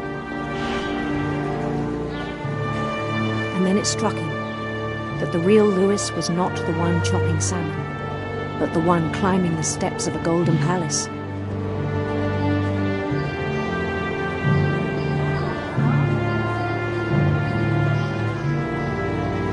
My imagination is as real as my body, he told me. It was hard to argue with him.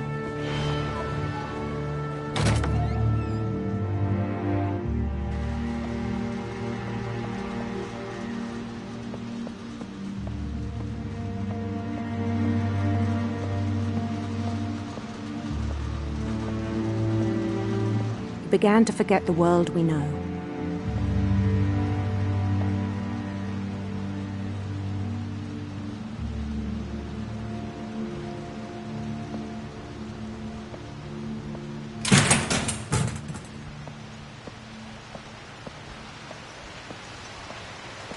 I think it pained him to remember Lewis, the cannery worker.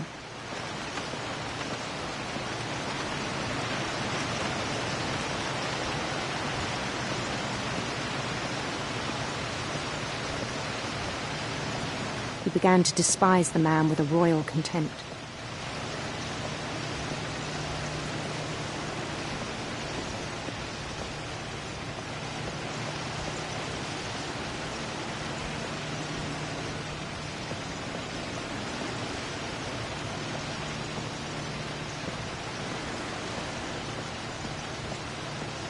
I still thought I could save him.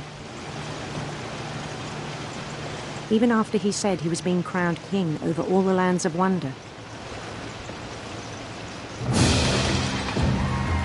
The palace would be packed with his companions.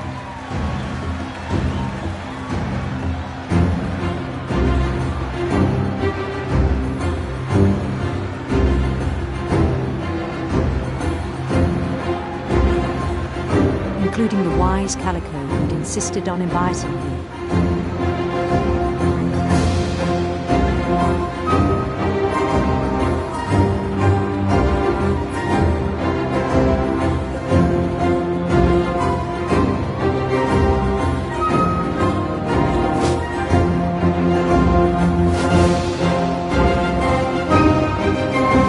His prince waited, holding his crown.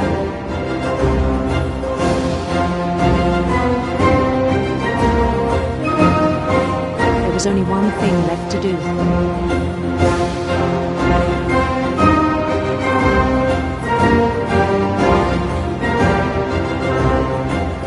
Bend down his head.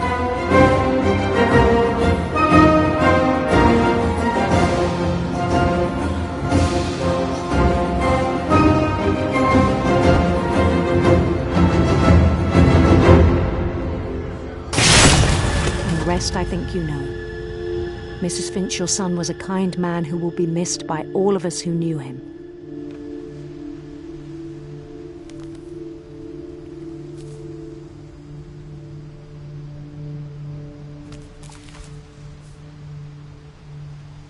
My brother was really cool. I wish you could have met him.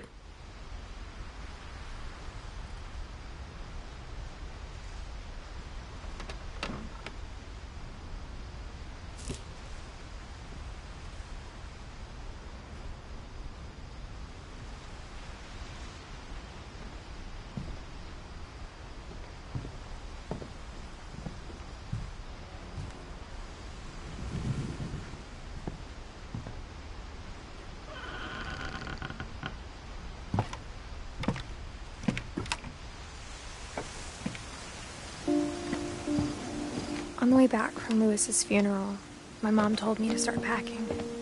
She waited until the day before we left to tell Edie. I'm not sure if she wanted to make it easier or harder.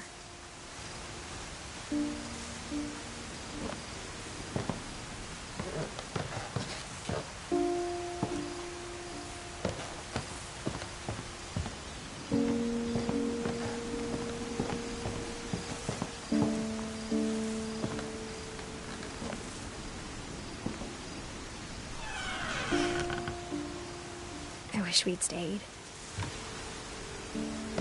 But I understand why we left.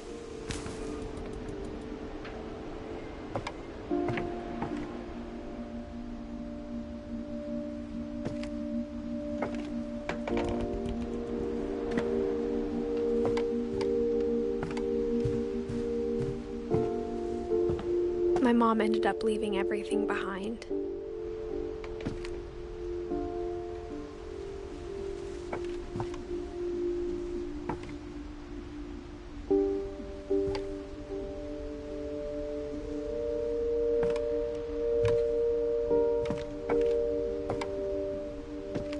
What happened that night had been coming for a long time. Maybe it should have come sooner.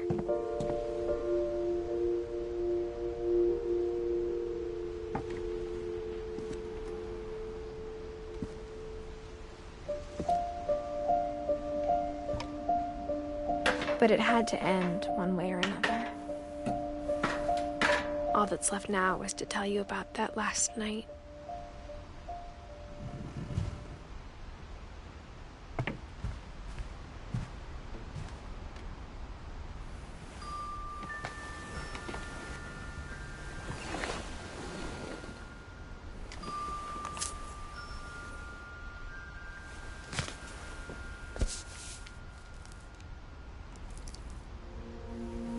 That whole last day, Edie just watched us pack and didn't say a word. Until supper, when she raised her glass and said, "To our final night together, and all our final nights apart." Grandma, you know what I said about alcohol. Some of your medications are very Edith, specific. I left a present for you in the hallway. Why don't you go open it? The grown-ups have to argue now. I'm sorry, you're right. We're all leaving tomorrow. Let's just enjoy our last... I'm not leaving. Edith, you're excused.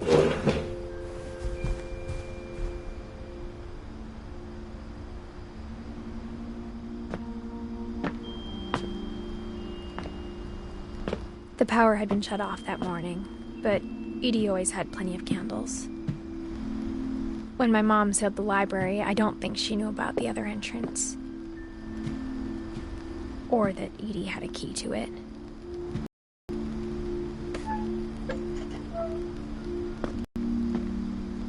That thing you're afraid of isn't going to end when you leave the house.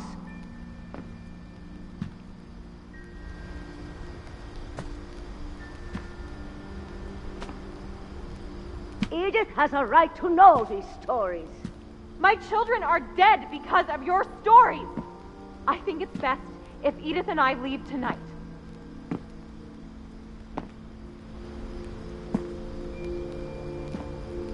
We'll have the nursing home send a van for you in the morning, okay?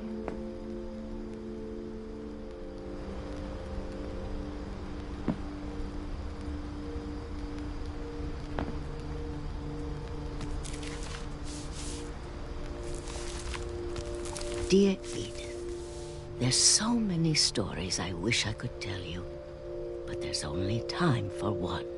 This is about what happened on the night you were born. That night, the tide went way, way out.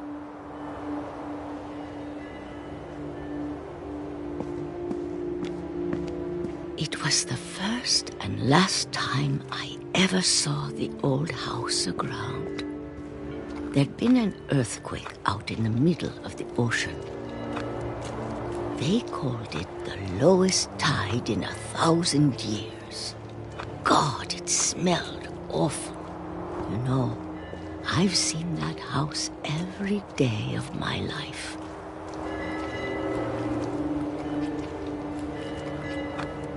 never thought I'd go back to it.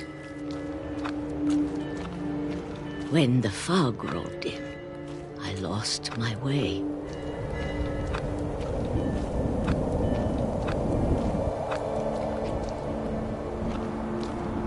I got turned around.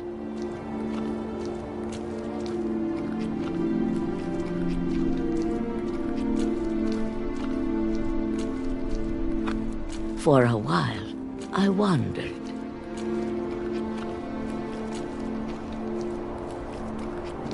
I started seeing things.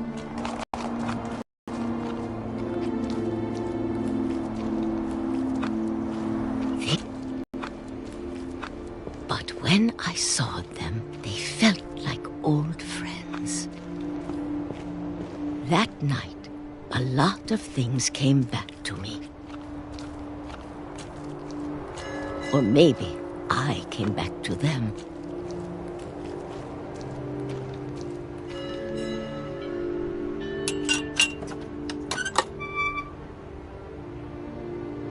Things I can't explain, but that I need you to try and... Edith, what are you doing in here? It's mine. Edith! Mom, you're gonna rip it! Let go! I kicked and screamed, but Mom dragged me to the car.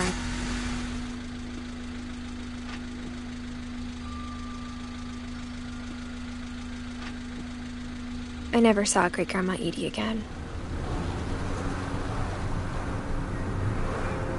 The next morning, the band came to pick her up, but she was already gone. After that, we moved around a lot.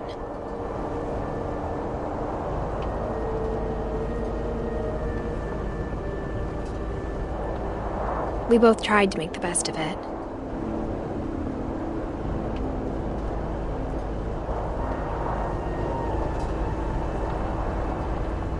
A few years went by.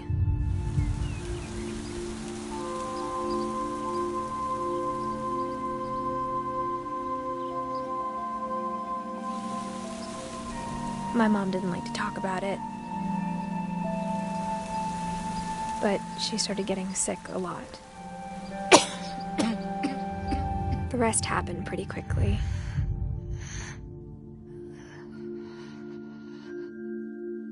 She got better for a while, and then she didn't.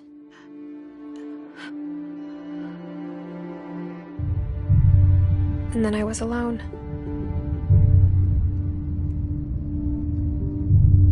The last Finch left alive.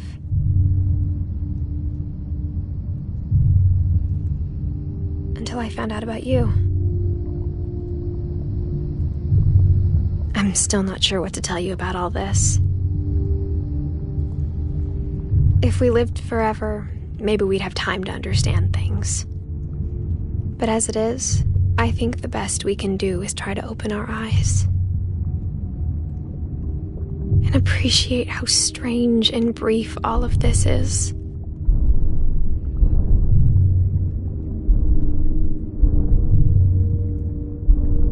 This journal was supposed to be for you. But now I hope you'll never see it. I just want to meet you and tell you all these stories myself. But I guess if you're reading this now, things didn't work out that way.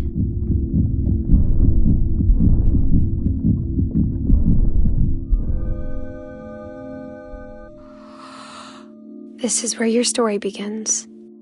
I'm sorry I won't be there to see it.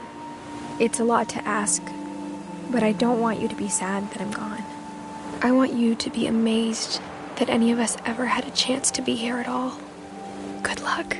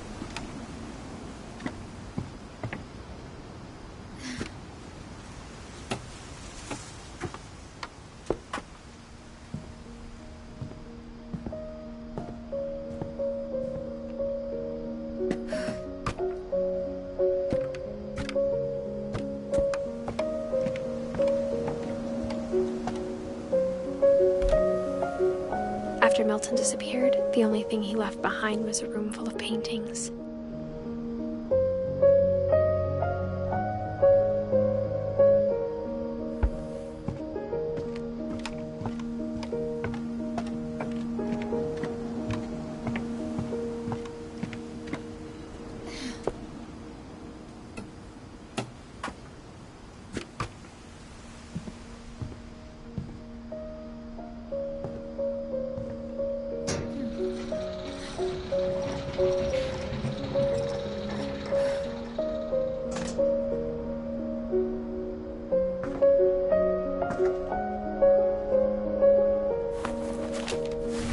Milton Finch in The Magic Paintbrush.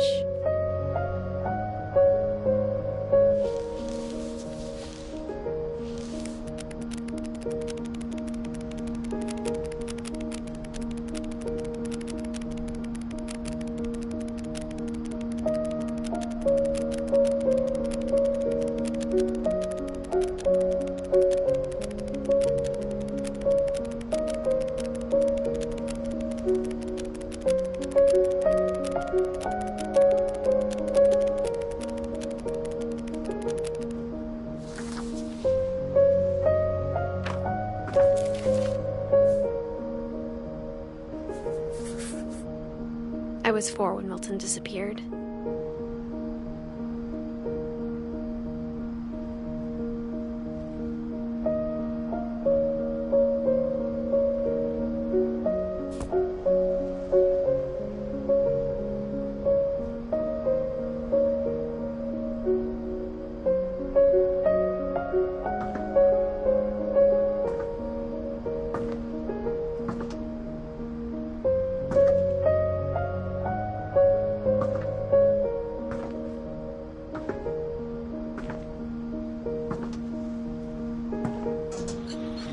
Mom spent months searching for my brother.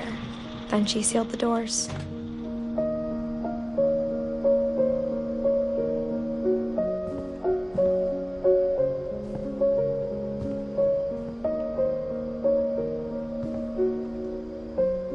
Whatever Milton had found in the house, Mom didn't want it getting out.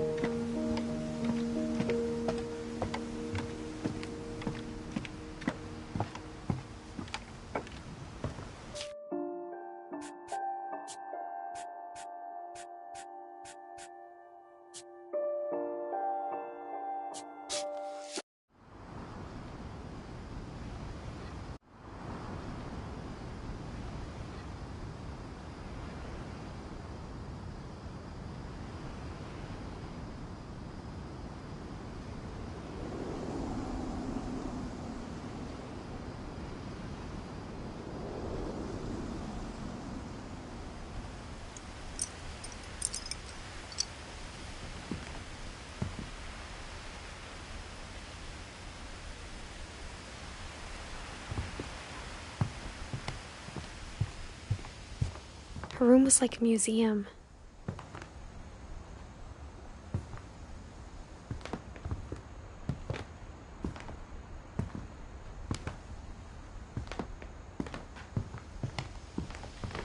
Louis died a week before we left, but Edie had already started to memorialize him.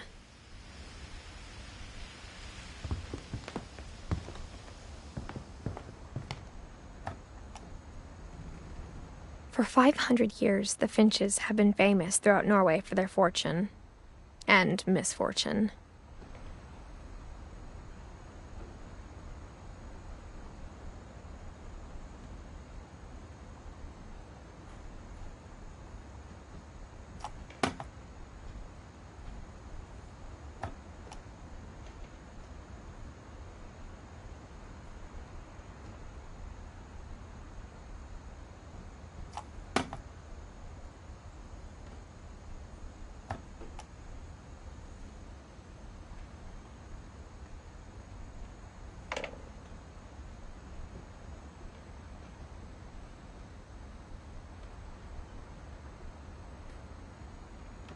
Odin Finch buries the latest victims of the family curse, his wife Ingeborg and their newborn son, Johan.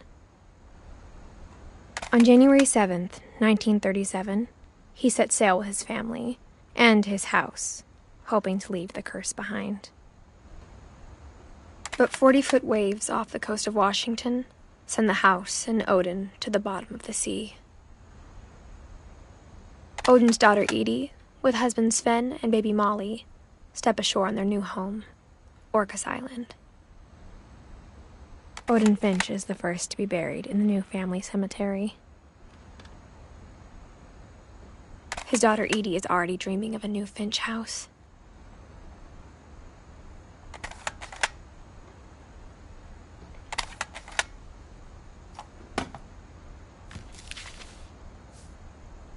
Whatever's wrong with this family, it goes back a long ways.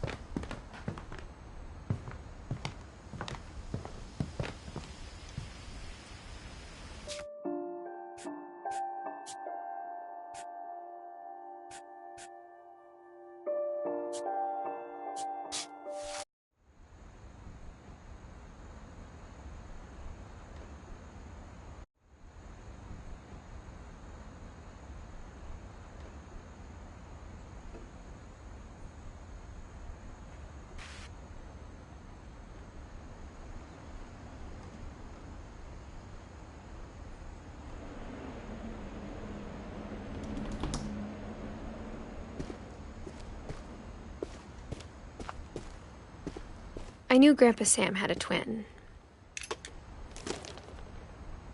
and that he never talked about him. I guess my grandpa didn't like history any more than my mom did.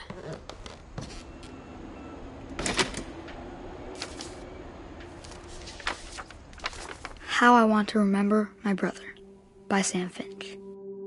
The thing I remember is that when he made up his mind, that was it.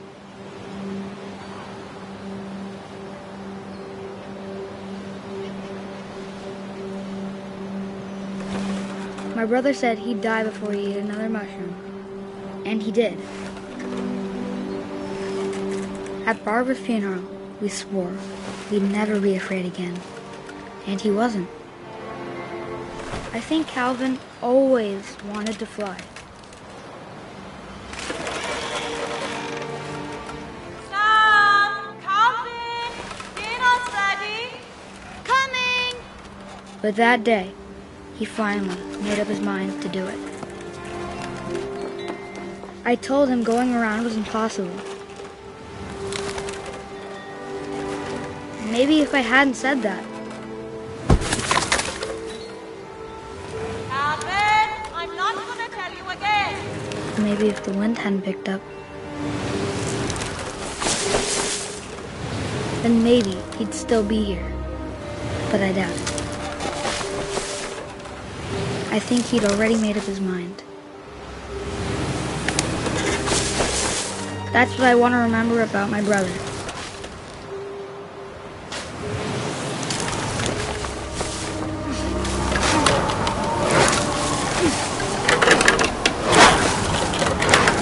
The day he made up his mind to fly. And he did.